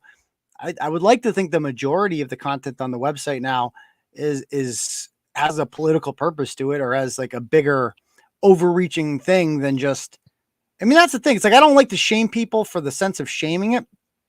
I like to think that they are victimizing someone out there. Someone lives of TikTok, though, where you're just, even though they're minor characters in their own right, they make up a bigger story in itself because it's about the falling apart of society. Right. And like for instance, I did a blog today about, some woman in West Newbury who tried to steal a $12,000 ring from a guy she met on Facebook at the Rockingham Mall. And she got arrested for it, and I wrote about it, and he got pictures, and I went into her past and I found all this shit about her. And I want that out there. I want, when people search this woman's name, I want my blog to come up first, because I want people to be warned. I don't want them to have any more victims. So although this woman might just be a regular run-of-the-mill ratchet, she has hurt innocent people. And she will continue to hurt innocent people so long as they're not aware of who she is. And I get messages from people all the time that were like, I was going to hire this person, and then I Googled them and your blog came up, and I didn't. Wow. And so that, that's, so it might seem like like shaming. This is like going after the low hanging fruit, but it helps innocent people from becoming victims. And as you frequently say, you'll take down a blog if someone's turned their life around, asked for forgiveness, changed who they are. I took one down today about a blog that I written in 2019. I don't even remember it, because these things are a dime a dozen. And I took it down because a guy messaged me and said, look, you wrote about my brother in 2019. He's a drug addict. He's dead. He died. And he's got 2 kids. And I don't want them to remember, like, I don't want that to be the only thing they remember about their dad, because that's not who he was his whole life. It's what he became, and it's what his downfall was. But I don't want that to be what defines him. And I'm like, that touched me. When I see that, I'm like, absolutely. Like, I don't even think twice about it. I don't, just give me the link. It's down, and the blog's gone now.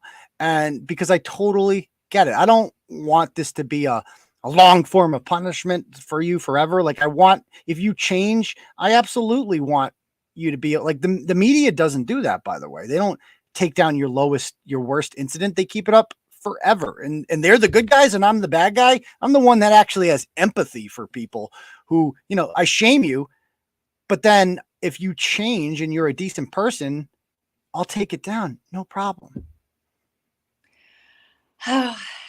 I'm slightly distracted, if you don't mind, because I'm getting messages that one of our mods is trying to sabotage. So let me try to deal with that really quick. What's a mod doing? Trying to sabotage, I guess. Yeah. There Who's we go. Bill Giggs? He goes, he did the same for me. Thank you, Turtle Boy. Did I take down one of Bill Giggs' plugs? I'm not sure. No, Wait, who? Okay, what did a mod do? What's happening? Oh, we're not. I accidentally modded Connie. Oh, Connie's in there. Hi, Connie. He's not happy, so I unmodded him. He's Okay. He's no longer a mod. Okay. Um, So Connie's an interesting person to bring up here because yes, Connie, you know, he messaged. So Connie was featured in a blog that was written by Kay Peter, a former blogger, like in 2019 or whatever. I think she called him King Vagrant because he was not paying rent or something. I don't remember the whole story, but Connie messaged me out of the blue on a Thanksgiving in 2020 and asked me, "Can you take this blog down?" And I mean, I will if you've changed. And instead of just waiting for me to get back to him because it was Thanksgiving, within 24 hours, he just had flipped out of me and be like, "Fine, fuck you, Turtle Boy, you're a piece of shit." And it's like, oh, well, looks like this fella hasn't changed much. And so I didn't take it down. If Connie had just pretended for a little bit longer to have been reformed, that blog would be gone, but he just couldn't help himself. And so the blog stays up for that reason. wow. Because he hasn't changed. I mean, he's like, I feel bad for him, but he hasn't changed. Like, got to get a job, Connie. Sorry. Got to get a job, dude. I offered him one the other day. Yeah. And what do you do? Did he take you up on it? Pretty sure he blocked me. Yeah. So he hasn't changed. And so again, if your behavior doesn't change as a result of the blog, you know, I don't see why I should do you a favor. Like what, how have you changed, you know?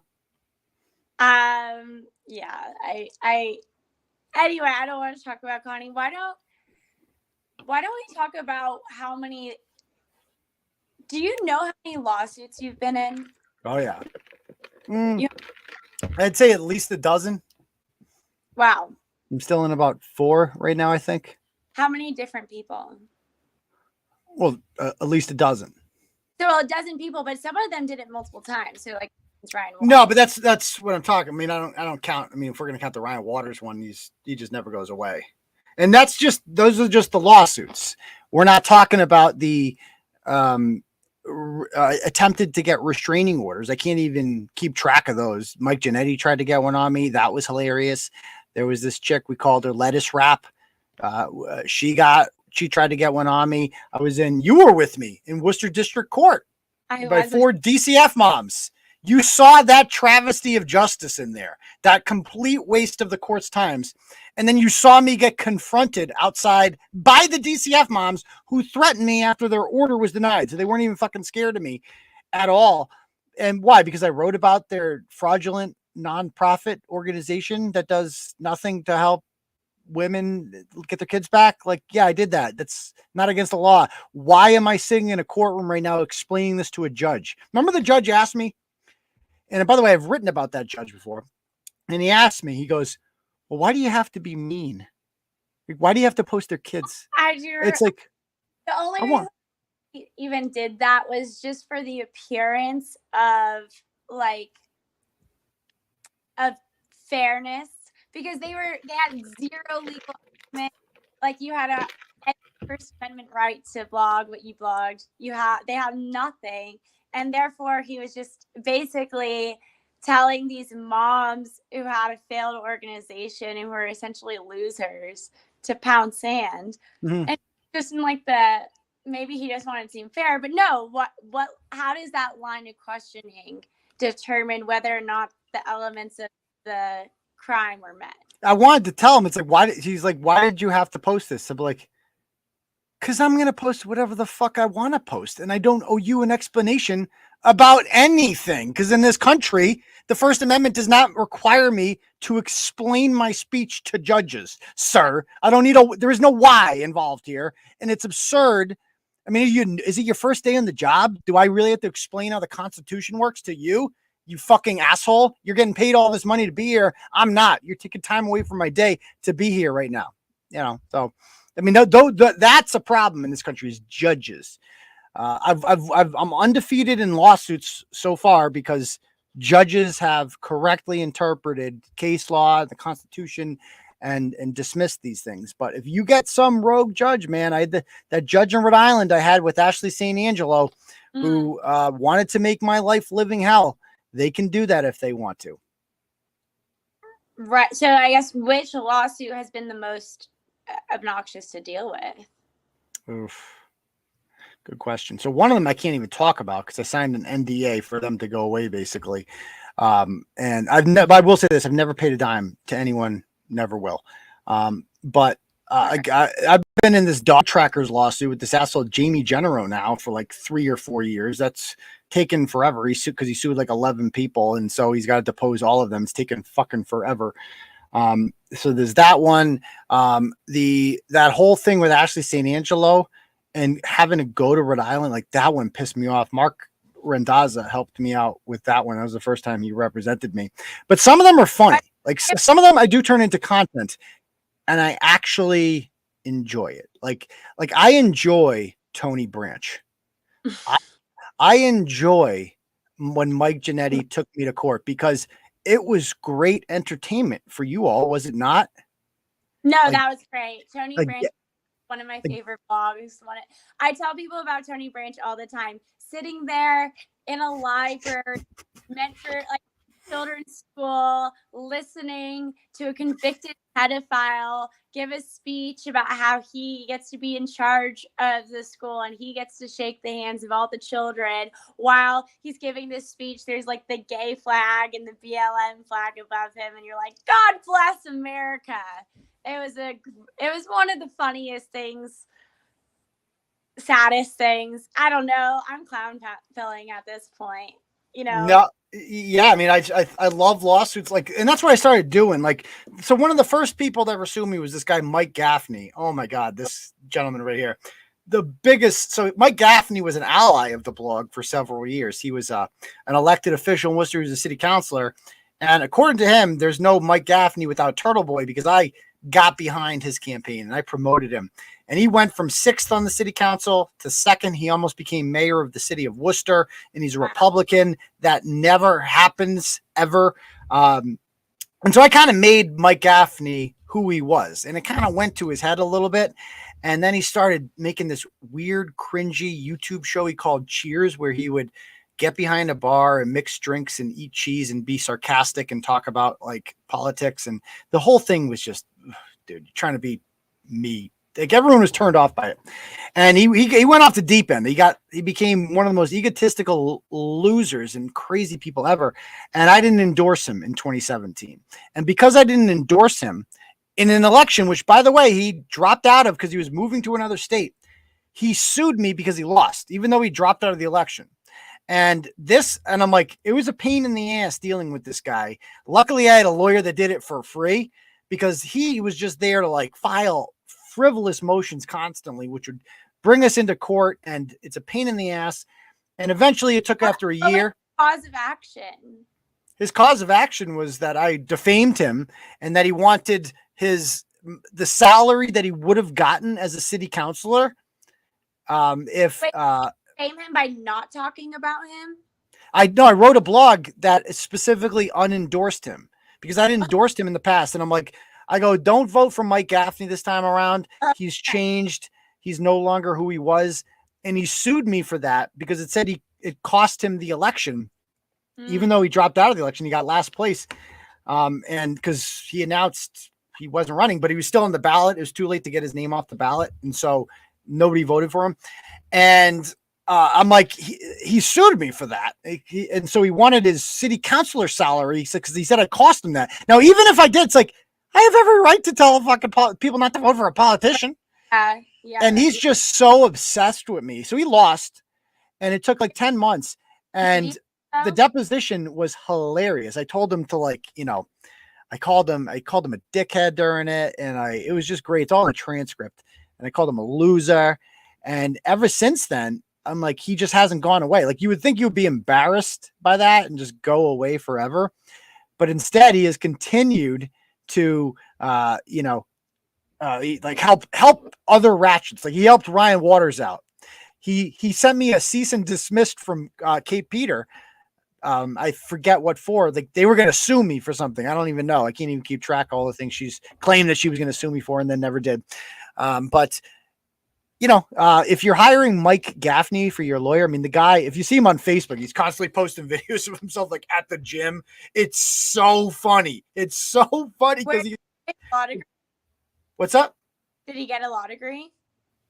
No, he's a lawyer. Like, he was a lawyer in Massachusetts. He represented himself, and he was just the judge recommended that he hire an attorney because he was so personally invested in it. But he had just lost his mind. Like, the whole lawsuit was ridiculous and absurd.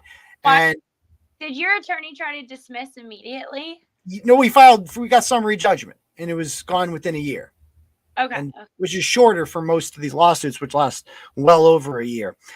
His was pretty easy to dismiss because it was baseless, as they all are. But he has no shame, so he hasn't gone away. And he's every time ratchets like leave the blog, or former followers just decide I'm a bad person, they run to Mike Gaffney. He's like the kind of like the new ratchet whisperer over there, and he brings them all in, and they formed a thing, and they make memes, and they think they're taking me down. But it's just, you need better leadership, folks, if you're going to try to stop me.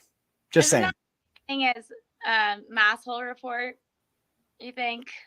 What about it? I mean, that's their thing. They basically only hate on you, and then when they're not hating on you, they find one individual that's kind of easy to pick on, and then they just kind of pick on that incessantly. Well, that's, so there's no they. It's a woman by the name of Kate Peter who lost 2 of her kids to the state due to neglect and abuse. Okay, let's be perfectly clear about that. We've published the DCF documents. You look like you have something to say? I'm going to plug my show for next week. Come watch Kate versus Lauren next week. Bring your A game. So, yeah, I mean, so she used to work for me, and I didn't know any of this at the time because I did no background research on her. And she had previously tried to start a YouTube career and made some really weird, cringe videos involving her kids who were taken from her shortly after the videos. One in which the 6-year-old calls her a retard. It's very weird. And she kept basically DCF said you can keep, you need to get rid of the boyfriend that you have, Andrew Johnson, because he's a drug addict, or else we're not letting your kids come back. And she chose the boyfriend. She wouldn't get rid of them.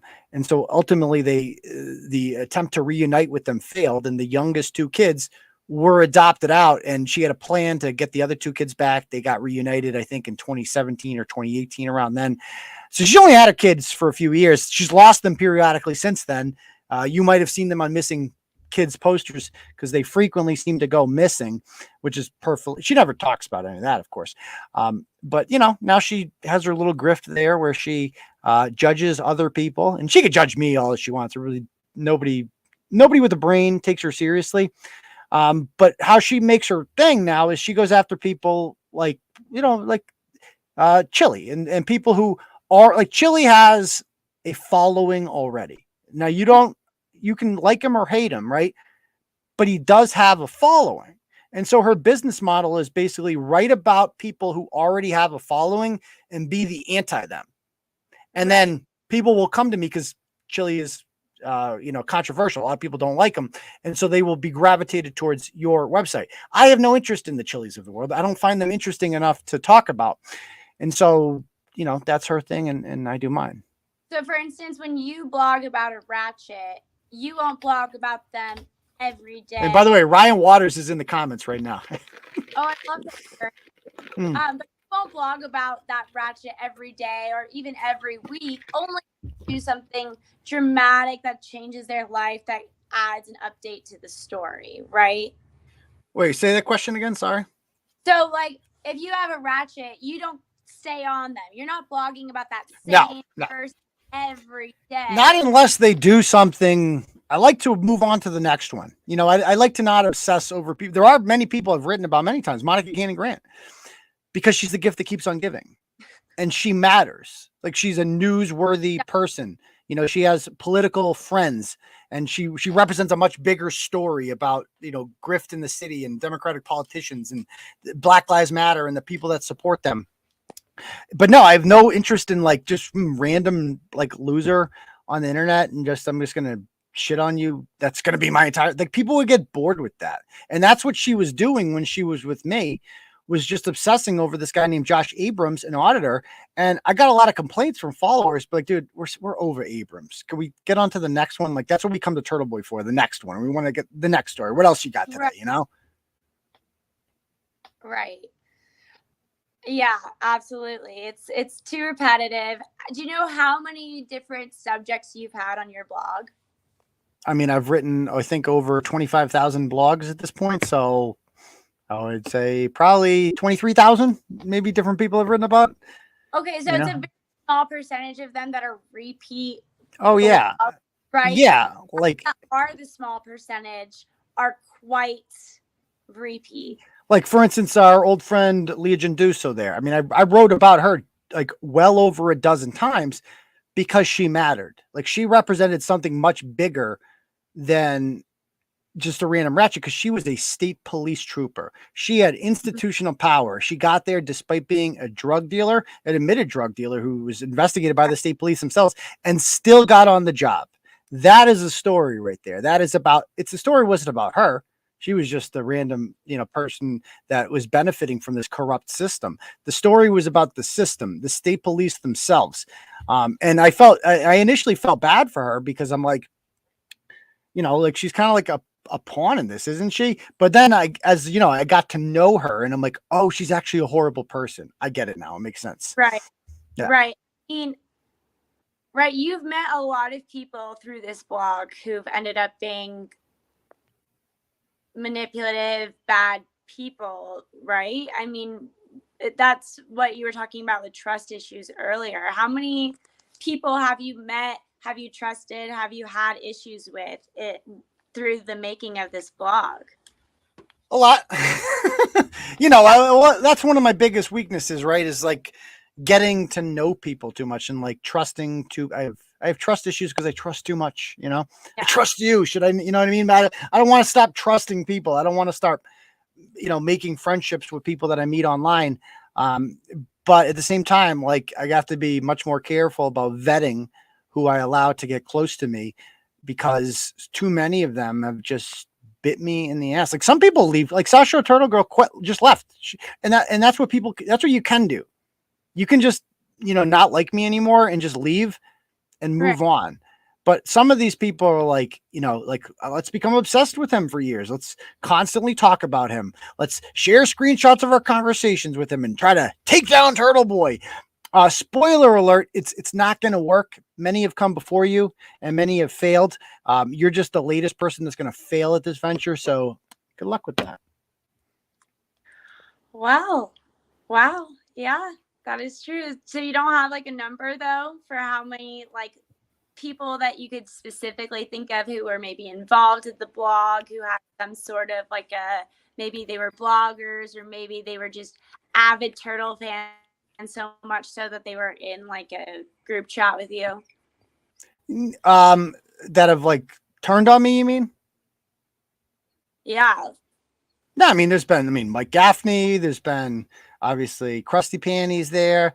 There has been, you know, the people that went with her, Chrissy, obviously, LG, you know, and some other people that are quite frankly just so irrelevant that even mentioning their names is they're unworthy of me even mentioning names, because who the fuck are they?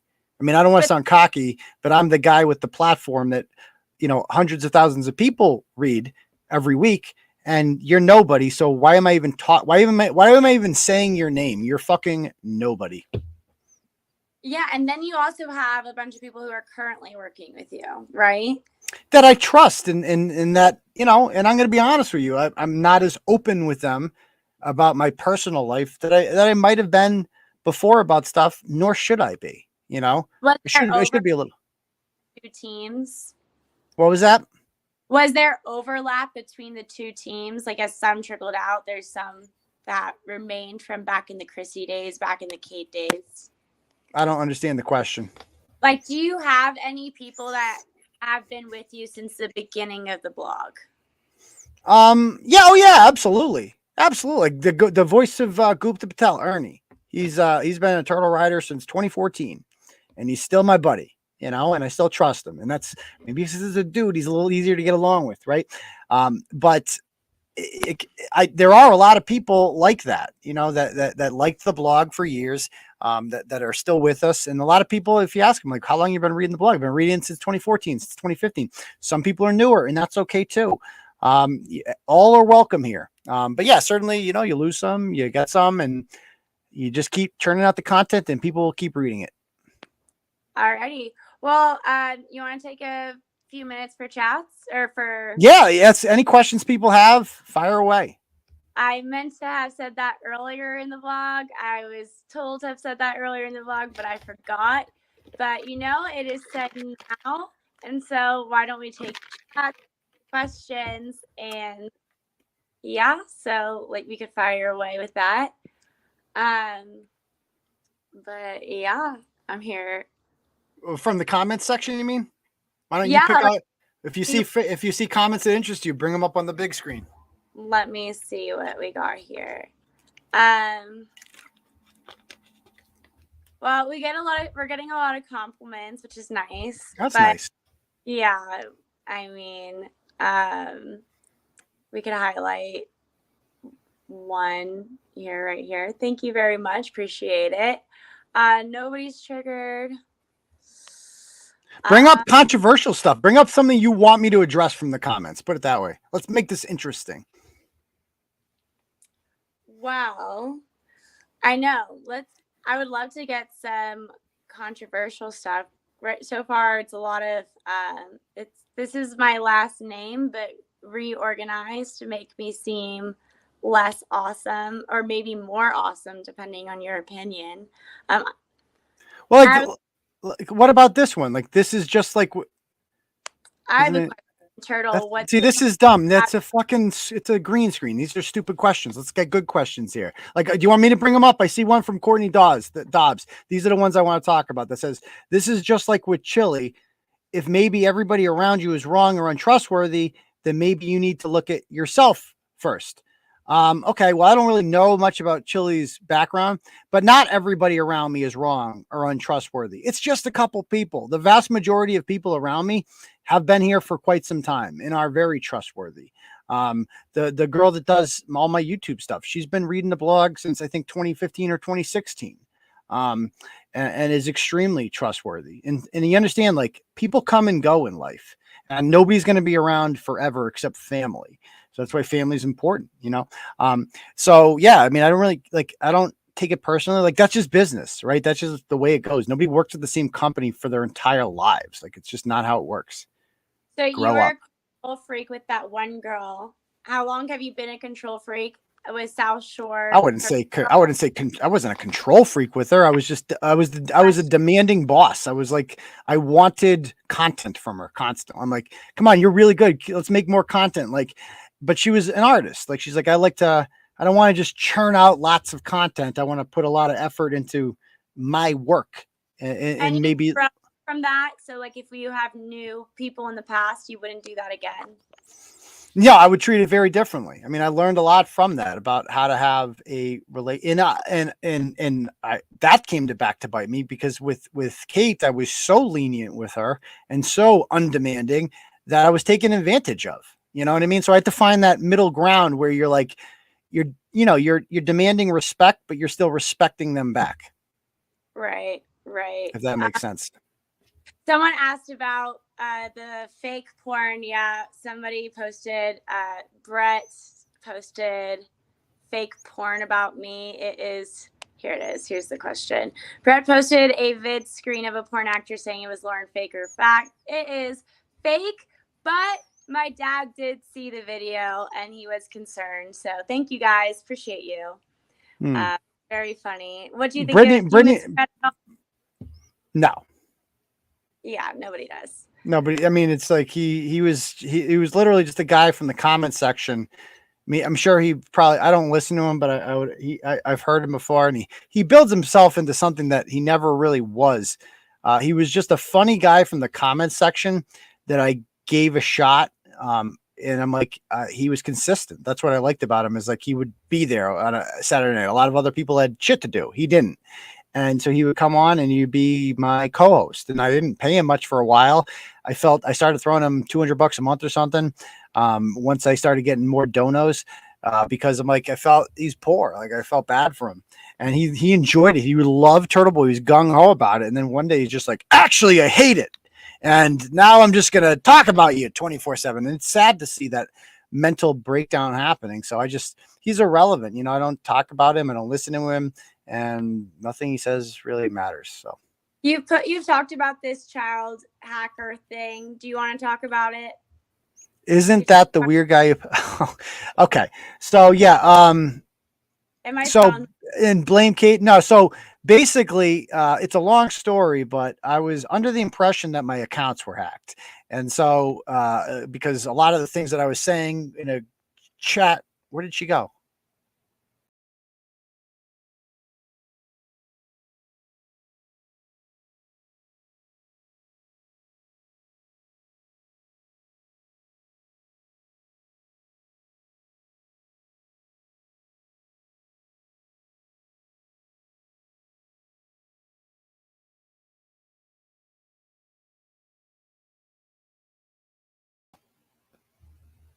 Sorry. My bad. Killing me. I'm trying to remove myself from the stream. I'm going to get a better charger. Keep going. Okay. So yeah, basically the story with that was that I trusted a girl named Chrissy. She helped out with the blog. She was a big supporter of what I did. And a lot of the things that I was saying to her in private conversations were being repeated on other channels. Chrissy got it in my head that our accounts were being hacked, because obviously she would never betray me. So how else were these things being repeated? And some weird shit started happening. Like I would lose connection during live streams. Somebody went out to my website and took down Turtle Club. Like that actually happened. The donation button was gone. A lot of things were happening, and she just kept really playing it off like, you're hacked. And so I thought I was hacked. And I sent, if you have access to my Facebook page, which I thought these people had, then I'm like, well, you have access to every message I've ever sent. So I published a blog letting people know, hey, you might want to delete messages if you send me sensitive content, if you send me confidential things that you don't want out there, because the hackers can see it all. Well, I also send pictures. Like when I write a blog, I will send pictures that I want to upload onto the blog on Facebook. I'll send them on Facebook Messenger so that I can have them on my computer, right? And I can upload them to WordPress. It's the system that works for me. I also send pictures of stuff that I want to post on my personal page, right? So pictures of my family, my kids and stuff like that, stuff that I want to hold on to. You run out of storage in your phone a lot. And so I just kind of treat Facebook Messenger like data storage. If you were to go through my messages to myself on Facebook, there would be like 50,000 images in there. And so I'm like thinking, what have I sent myself on Facebook before? Well, I sent myself one time this adorable video of my kids in the tub, and they're splashing around having a good time. And I'm like, if there's a hacker in there, then they can see that. And so I took a screenshot of it, of me sending that video, and I brought it to the police. And I said, hey, this hackers can access this video. They can see this. And so I was also getting text messages from somebody claiming to be the hacker. And so I told them, hey, asshole, I went to the fucking cops and I showed them this. You fucking assholes. Why the fuck are you looking at pictures of my kids in the tub, you fucking pervert? So no, it wasn't to frame anyone. I went to the fucking cops with that because I thought I was hacked. Dumbass. But you can't see on the actual screenshot. They're not naked. It's a fucking picture of your kids in the tub. You don't see under the fucking water, obviously. Dumbass. It's all a lie. It's all a lie. So there's that. Hope that explains it.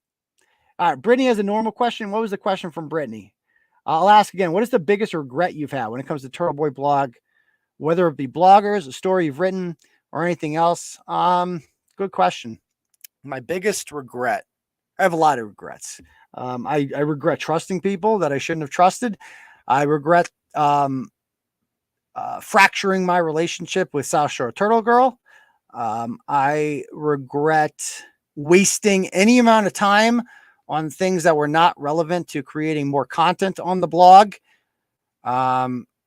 Things I don't regret are losing the Facebook page. I wouldn't change that at all. I wouldn't like I could have probably avoided losing the Facebook page if I had never written about Kevin Lynch or Didi Delgado, because they were the two primary people that reported the page. So I could have just not written about them, but I'm not going to cater my content to that. You know what I mean? So I don't regret that. I don't regret losing those pages, but I do, because that's something that I can't control. I can't control what other people do.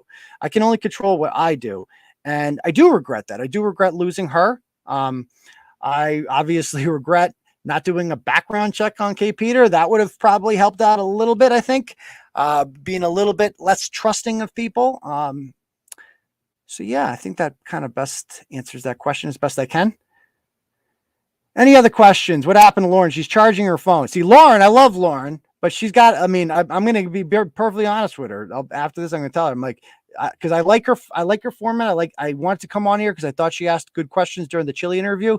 And I think she has potential as an interviewer, but she's got to get prepared. You got to be prepared with this shit. You got to get a microphone. You got to get ear things, and you got to charge your phone and shit. That should be 101 of this. You got to get, and so, it is what it is. This is just constructive criticism. I thought the talent is there. The stuff that you can't teach is there with Lauren. She's just got to work on, doing this, because I think she has potential. I mean, she's very charming. Oh, we're back. Yeah, she's back. Okay. We were just talking about you. Great. Yeah, okay. That's awesome. I'm on my roommate's computer now. I borrowed my laptop from work to do this. Clearly forgot the charger, and then tried to plug my phone in, and it still died. Well, I have some good questions here. I have one from Tank 2 who says, are you recognized much in public for good or bad? That's actually a really good question. I'm almost never recognized for bad. Almost nobody comes up to me negative things to say. I get positive shit all the time. And this is not me tooting my own horn. Ask anybody who's hung out with me in public, right? We got people I went through this. We went to Chrissy's court date in Milford. And then we went out to this bar afterwards, and I did a live stream there, and the waitress and the manager came over, and they're like, are you Turtle Boy? And I'm like, yeah, I am. And they asked to take a picture of me and shit. And they're like, we love the blog. We loved it. They started talking to me about a blog they written in 2018 about somebody they knew. And I love that shit, man. I love it. And, I got a message from a woman who, her boyfriend, it was a police officer. I'm not going to say where. He recently committed suicide. And he was a big turtle rider, and so is she. And she messaged me days after he died and was basically saying, your blog meant a lot to him. He loves your blog. And it was kind of what made us, we used to, when he had a shitty day at work, because he, the job made him depressed, he would come to your blog and he would read it and it would make him happier. And you met him when you came to his city one time and did an event. And he really appreciated that. And so I'm like, that meant a lot to me, when I see shit like that. And so that happens frequently. People come up to me a lot now and they're like, are you Turtle Boy? And I love that, because I'm a man of the people. It's very flattering. And it also makes you realize you're connecting with actual real people who exist out there who matter. And all these trolls and stuff, they don't ever say shit to me. I mean, I go out in public all the time. I announce where I'm going to be all the time. And nobody shows up. None of these people, all these people that talk about me, talk. And that's all they do, Lauren. We announced where we're going for court. Did anybody show up? No, nobody showed up. So it is what it is. I mean, yeah, it is scary though to have those haters though. Are you ever worried about posting where you are? Am I worried? No, I'm not worried in the least bit. First of all, I'm a grown ass man. I can take care of myself. I could take care of myself. If you want to come up and confront me, I'm not, you think you're just going to kick my ass? I'm not going to fight back. Is you crazy? Do any fans that are too much of fanboyish fangirling? Like they're just so, or have you ever had any fans that were just so over the top, obsessed with Turtleboy that you're like, this is just not normal? Well, there's been a couple incidents in which I've, had to talk to people that took their fandom a little bit too far, and they're still fans. And I'm like, maybe don't threaten the blog, don't message the blog subjects. That's why we say just read the blogs. There have been interesting messages I've gotten from some women over the years that I won't discuss too much, and that it's flattering, but you're like, sorry. But yeah, other than that, no. I mean, I've never, I forget what the question is, but no. I mean, because fanboys that have just been Shannon Mary, Tom Green's got a good. So Shannon Mary's a good. That's a good one right there. So Shannon Mary was a. Shizzle is what she goes by. Yeah, she goes by. So she was obsessed with me and obsessed with the blog. She would message 100 times a day. And Kate Peter was actually really mean to her. And I'm just like, I can't, and she wanted me to write a blog about her because she pretended to be a Turtleboy blogger. And people would message her with story ideas, and then she would not tell us about it. And so Kate wanted me to rip into her. And I'm like, you know what? I'm not a mean person. I appreciate this person's fandom. And so I didn't do that. And she ended up creating this Turtleboy Secrets thing, and I was nice to her the whole time, and I did appreciate her fandom. But if you're gonna go crazy like that, then I'm gonna go. Basically, there's two gears with me. It's like either I blog about you, or I'm just gonna be nice to you. Like I don't have it. I don't have it in me to be like, Shannon, you're annoying the fuck out of me. Block. I can't do that to people. Yeah, she asked me to send flowers after she said her kid died. She messaged me out of nowhere. She's like, my baby died. Can you send me flowers? I'm like, what? I should have been like, that's fucking weird. But I just didn't respond at all. And I'm just like, I'm sorry. You definitely shouldn't have been like, that's fucking weird. Because she could be lying, but there's a potential that she's not lying. So she miscarried. Like it turned out to be I understand that. Like that sucks. But it's like, why, if something's wrong with your life, if like you miscarry and you're like, who I'm going to message about this Turtleboy, and I'm going to ask him, this complete stranger I don't know, but I read his blog, and I'm going to ask him to send me flowers. Like that's you're fucked in the head if you do something like that. You're really messed up. You're YouTube famous, right? You'd say that it's like internet famous and famous. Me? Yeah. No, I'm not YouTube famous. I'm blog famous. That's the thing. It's like you're internet famous. Relatively speaking, I suppose. And so I feel like people really cling on to these internet fame. They get some idea in their head about them and just like glom onto them. No. Yeah. And you have to, and you have to be careful of that. You're like this, like the blog. God bless you all out there, and most of you are perfectly normal. But some of the most vocal people that message me the most, you think they're fans, but you're like, this person might be crazy. Like it's like most people who read the blog just read it, and I never hear from them. And that's fine. And I appreciate the commenters, and most of you watching right now are fucking normal. But I mean, we have 30 people watching this right now. Mm-hmm. I bet you 128 of them are normal, but I bet you 2 of you motherfuckers are crazy bitches. And I don't want to get to know you like that. No offense. I just want you to read the blogs. And so I'm trying to be on guard with that stuff, Nice. Okay. About your kids reading this in the future, do you have any concern with your kids reading your blog? Oh yeah, very much so. And so I want to make something that they can be proud of. And so I'm trying not to call people cunts as much. And I like to paint a bigger picture here. Like we're doing a good thing here. We're exposing people who are hurting other people, and it's okay to do that. Like you don't want to be mean, but it's okay to share your opinions. And I think that's an important thing to teach your kids, because I don't want them to grow up thinking that like you can't share opinions about people and be truthful, and worry about being censored or anything like that. Are you still not a fan of Dave Portnoy and Barstool? I mean, I wouldn't say I'm not a fan. I don't go to barstoolsports.com at all. I don't really consume their content. I found Dave amusing during the years. But I like to criticize him when I see him selling out or becoming, trying to suck up to the liberals. I think it's hilarious. And I don't really like what Barstool has become. I liked it when it was in its infancy and it was raw and authentic. And I feel like it's very corporatized now. And I don't ever want Turtleboy to become anything like that.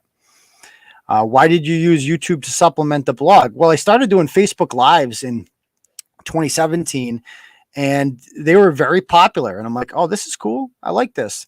And so I started doing that. And then the Facebook became inconsistent and we would lose pages. So I'm like, well, let's try YouTube. And I started doing it on here and I liked it. And so this is just, people are like, well, your subs aren't going up that much and you're not getting that many views. I don't care about any of that shit. Like, that means nothing to me. This is just a way for me to connect with fans in a different way. And just, we talk, my primary thing is the blog itself. That is where all the eyeballs are, is on the blog, not on the YouTube channel. What color underwear? I don't even know. They're like, it's like blue and it's like teal, kind of. I don't know. I could show you, but I think that would make it demonetized for that. What blog are you most proud of? Oh, geez, that's a tough one, Brittany. I'd have to think about that. But anytime I get a message from somebody that like a blog has personally affected them in a good and sentimental way, those are the ones that mean the most to me. So it's kind of a generic answer, but I can't think of one in particular.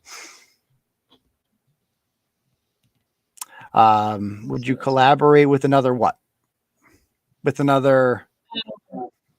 Would you collaborate with like another already known name out there, like an already known somebody who has something similar to what you have on YouTube, or has their own blog or whatever?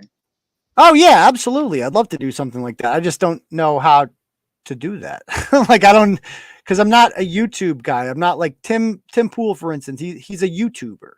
Like, people are most people on this platform, this is their thing. They're YouTubers. I'm a blogger. This is supplementary to what I do. So I'd love to meet people that do YouTube shows and collaborate with them or whatever. But I just, be honest with you, I don't know how to make those relationships, but I'd like to. Why not go to conventions? There's YouTube conventions. Mm-hmm. That's something I'd be interested in learning more about. I mean, like, that's definitely. There's also conservative conventions, right? I have been to CPAC before and I met a lot of interesting people there. But again, most of my content is not like political. Like, I'm very political on Twitter, but the blog itself is not that political. And so it's like, it's hard for me to make inroads in the conservative world because that's not really my primary thing, if that makes sense. Yeah, that it's does like make sense. it's part of who I am, but it's not what defines me professionally. All right. Well, let's close it out on this question. What does define you professionally? What defines me? I don't. Hot takes. Telling the truth, saying the things that everyone is thinking but can't say out loud because they're afraid of being censored or fired or demonetized or whatever. Just being the voice for the everyday man, the common man and woman out there who works for a living, who is raising a family or not raising a family, whatever, who is just obeying the law and is disgusted with a lot of the things that they're seeing and is happy to have a voice because they felt voiceless before this. Like, nobody is saying the things that they're thinking. And so that's what defines me. And that's what keeps me going, is I like to be the voice of the people. And I think that what I say resonates with followers because they know it's true. And it's like things that they see in their everyday lives. And like, yeah, that person sucks. I'm glad somebody is saying that. And I see somebody asking, truth over feelings. And I do, obviously truth over feelings, definitely, but like, feelings do matter a little bit. Like, we shouldn't discount feelings entirely. Like, feelings shouldn't dictate everything, but like, they do matter, like, to your mental health, to people's, like, stuff like that. And so I have become a little bit more sensitive to that just because of my own struggles and issues with that. But yeah. Well, that's great. I mean, that's a huge reason why I started following Turtleboy is because I didn't like someone and nobody out there disliked her. Everybody thought that she was nothing but roses except for Turtleboy called it like he saw it. So Rollins, was that the one that did it? Rollins was the one for me. Rollins is what made me a turtle rider. She came up to me in class, or it was Zoom class. I asked her a question. She implied that I was a racist, that was unhireable. Shocking. Shocking. We're all surprised. Yeah. So she was terrible, and I just remember, and the question I asked her, I think, was based off the Turtleboy blog I read because I just quickly researched her as she was in the class. And yeah, she was just, and the more I researched, and the only articles I had really was Turtleboy. The more I researched on her, the worse it was. She's terrible, but I mean, you're just there exposing people, and you're there for fun, exposing ratchets as well. So thank you so much for your time. I really appreciate it. Thank you for carrying the show, and there were technical difficulties, which seems to be a running theme so far throughout my show. And thanks for being a friend. So, well, thank you for having me. Thank you for having me, Lauren. Lauren. We'll do this again in a year or so. Absolutely. All right. Have a good one. Peace, Turtle Riders, and everybody else. Bye.